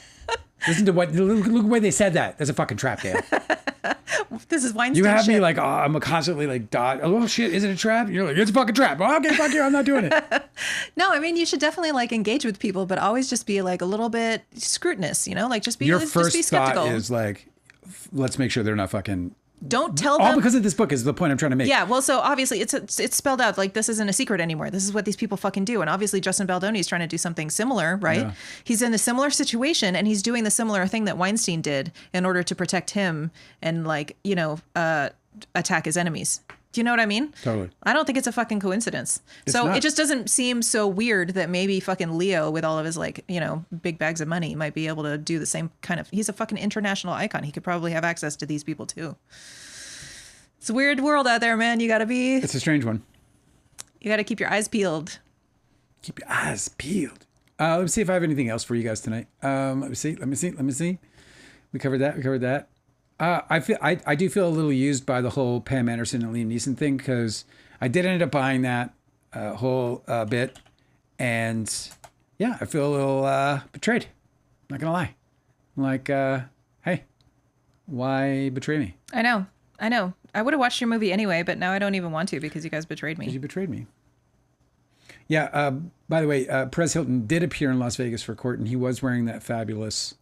He wore his florals. Florals. Yeah, he wore his florals. These guys are so fucking predictable. Well, at least that guy's like and it's true. Like when you think about narcissism, and I was calling Justin Baldoni a narcissist, he's definitely not like a narcissist in the same way that Perez Hilton is. Jesus Christ. I think he would admit it too. I think he's like a self-obsessed narcissist, like whatever that is. Like what I'm saying is not like self-aggrandizing, self-obsessed.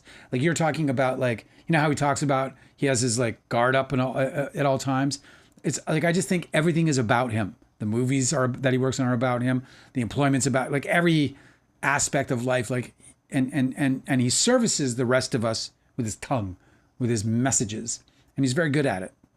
But I just can't believe that anybody would, well, never mind. I'm not going to say that. I'm gonna hold my tongue. Just in case. This is a fair criticism, I think. Okay. So Ned Gen 5. Okay. Of us? I'm probably screwing up that pronunciation. I'm sorry. Said, why are we throwing stones? Because of our 109 videos I can see on your channel in the past 3 months, over 53 have Blake Lively or Justin Baldoni in the heading. Yeah. No, I'm not. Listen, I'm not the one denying it. Yeah. And we're also not named in documents as participating with the publicists that have evidence of a smear campaign. No, I'm not. I'm not conspiring to smear somebody's name with attorneys and publicists. I don't have some unfound hatred, some unjustified hatred for Blake Lively. I don't have none of this is or Justin Baldoni. Or Justin Baldoni. I think Justin Baldoni is a complete fucking schmuck, but only because of everything that's come out of this case. I'm not sitting around. But specifically, the evidence he has put forward is making Blake Lively's claims. The things that the evidence that he's provided is supporting her claims against him, and also Thank you for counting, by the way. The evidence.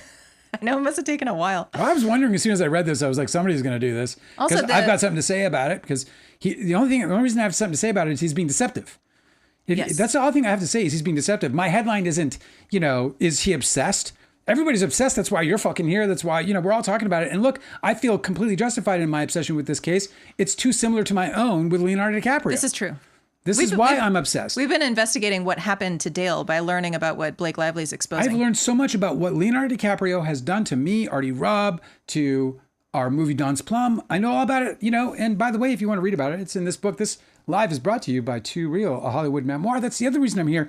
And by the way, you know what? Look, dude, I got my ass kicked in Hollywood. I'm blacklisted. Yeah, I'm going to talk shit about Hollywood for the rest of my life. Let's go. Fuck it. You know what I mean? Like, I'm going to talk shit. But the difference between me and Andy Signore is that I'm never going to fucking lie on behalf of somebody. I'm never going to take a side that isn't my own side. And, my own side isn't going to be based on my own biases. It's going to be based on what I think are the facts. And I think that Andy Signore is a misogynist. And I believe that he has a hatred for women. And when there is a chance to pound one into the ground, he takes it. There's no other justification for it, because he claims he's not getting any money. So I don't understand his hatred for Blake Lively. If his hatred for Blake Lively is because of the interviews she's done, fuck him.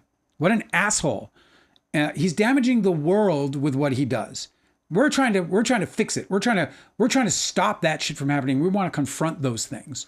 Yeah, and that's the difference between us. I want to confront Andy Signore. I did. I have a fucking phone call that I recorded my side of. Maybe I'll play the audio for you one day. But I have a phone call with Andy Signore, a fucking big argument, because I trusted that guy with my story and my name. And thankfully he took the videos down. My understanding is that he took the videos down. Because if he didn't, I'm going to fucking wish he had, because I endorse him in them. And I don't endorse Andy Signore. I don't endorse any misogynist, and I don't endorse anybody who participates willingly in the smear campaign of a woman who's filed SH complaints. You know what? You can wait like everybody else to see the outcome of these SH complaints without fucking pointing your hatred toward a woman because you filed them. Lee said, everything I learned about Justin came from his defense in his lawsuit. He exposed himself. Exactly. This is it for me too. Guys, you have to recognize he admits to harassing Blake Lively, sexually harassing Blake Lively. Does. Him and Jamie Heath. He admits that they sexually harassed Blake Lively on his set. Yes.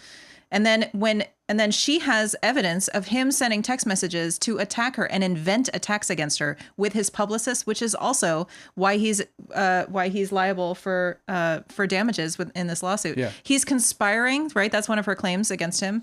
He's engaged in a conspiracy. He's also aiding and abetting retaliation and harassment through his publicist. That evidence is not disputed. They dispute how the evidence was obtained, right? That's that whole Van Zandt lawsuit controversy. Yes. But they are not disputing that evidence is valid, that it exists, yes, that it's correct. I mean, what more do you fucking need? So all of her claims are supported by evidence. I don't have to look anywhere else. I don't have to look at her fucking old interviews. Yeah. I know that what she is claiming is supported by evidence, which means that he is still engaged in a fucking retaliation smear campaign. And so she's going to win. And I don't know what you guys are going to do after that. Either she gets a summary judgment or she's going to win at trial, but she has everything that she needs. Yep. I think I think you get closer and closer to a summary judgment, the more that gets exposed. We'll see what comes out of this fourth crisis PR firm. I mean, they're going to be resistant, of course, but reticent to hand over anything. But ooh, this is interesting. Delicatessen said Ronan Farrow. It's a great movie. We talked about that already. Yeah. Ronan Farrow and Taylor were seen out to dinner in the fall before the release of the CRD. I knew there was a reason she was seen with him. That's interesting. It is. It's I wonder if she bills. was like, you gotta throw. Well, careful telling anybody about that because she'll get subpoenaed. Who, Taylor? Yes. Well, they can't. They can't just. I mean, they can subpoena her, but she can easily say this. But that is super interesting because he did dig up a lot of. So like Weinstein's strategy for doing a smear campaign against his accusers has been fully exposed now. Everybody knows what happened. Yep. And those books are riveting. They're like total, like true crime, like awesome. Ronan Farrow's book and Megan Twohey's book. Thank you, Lee. Lee said Ronan Farrow is a real journalist. Yes. Andy fucking Signore. Oh, I know. Andy fucking Signore. Well, we can't all be Ronan Farrow either. Like that guy's a real pro. We can all not be fucking Andy Signore because that guy doesn't even read. He doesn't read. No. You can't get him to read. He admitted that to me. I don't read, he said. He said that to me. I don't read. I don't read. And then he said to the court that he's an investigative journalist. No, he can't be, bro. I'm sorry. It just doesn't He said that. out. He said, I'm an investigative journalist. So he like gets, and he doesn't fucking read. Maybe he just makes phone calls all day. You can investigate with phone calls, right? Okay. Sure. Yeah. Yeah. With their fucking attorney. Mm-hmm. You know, he's lazy. I had to walk him through everything to do my own interview with him for my book release. I had to walk him through. I had to like walk his little hand through everything because he couldn't fucking, I don't know if he has a little hand. You're body shaming. I'm not body shaming. What's wrong with little hands? Fucking clap as loud as mine.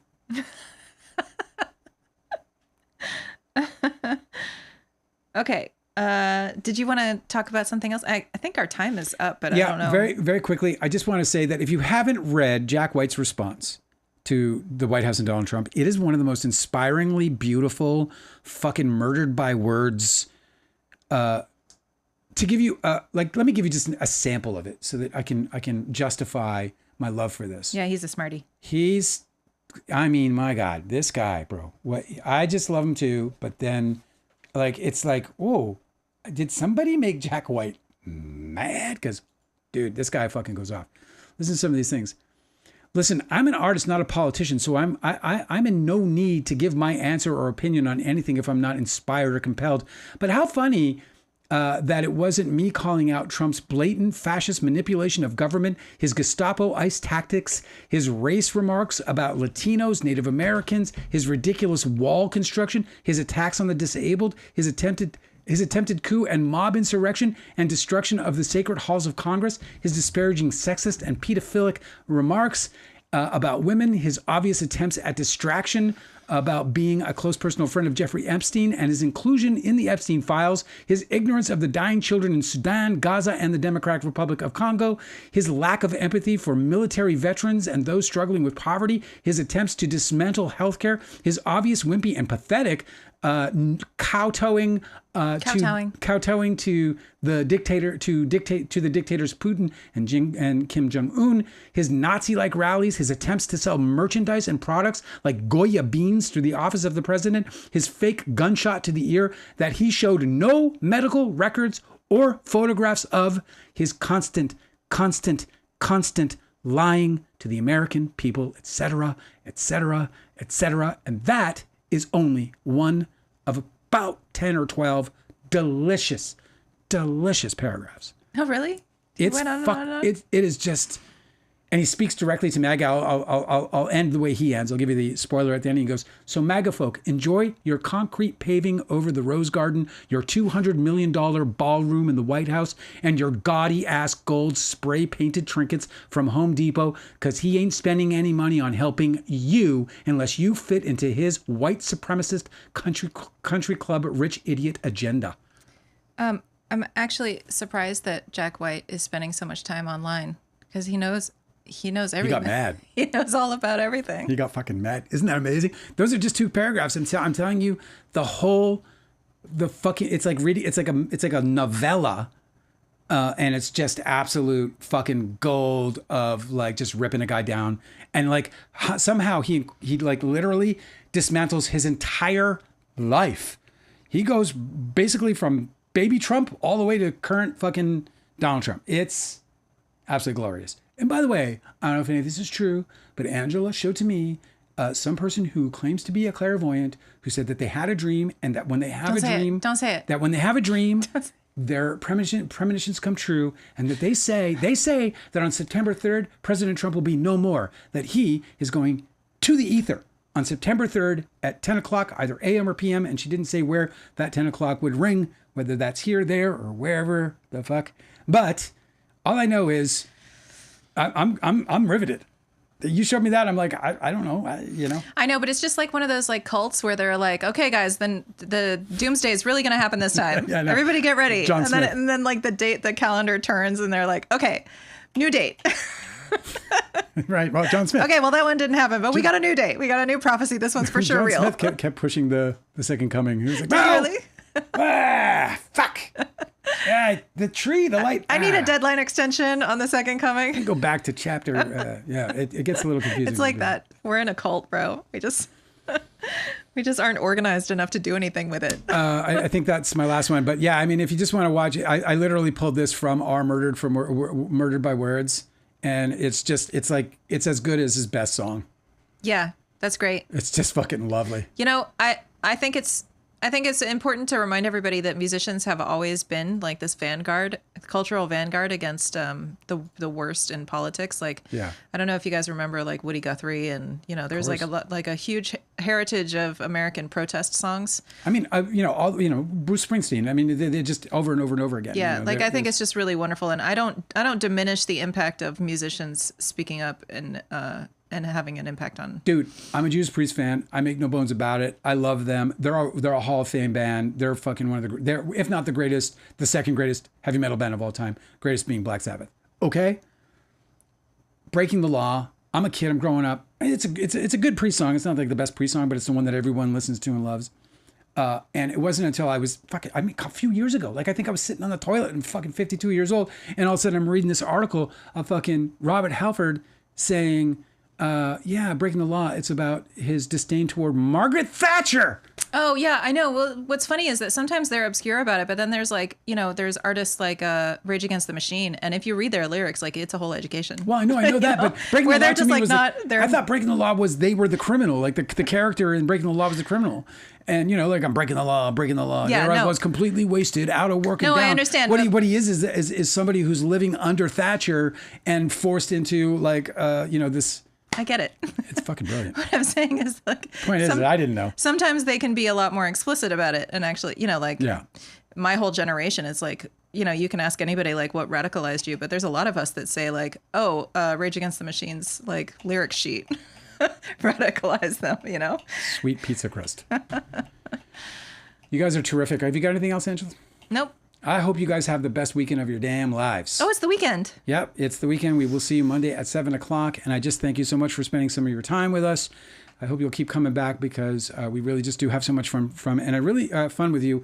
And I really mean this when I say that like Too Real Live as a thing is all about all of us. This whole thing is really made by, by all of us. Oh yeah, we couldn't do anything interesting. Like I wouldn't make content, without you.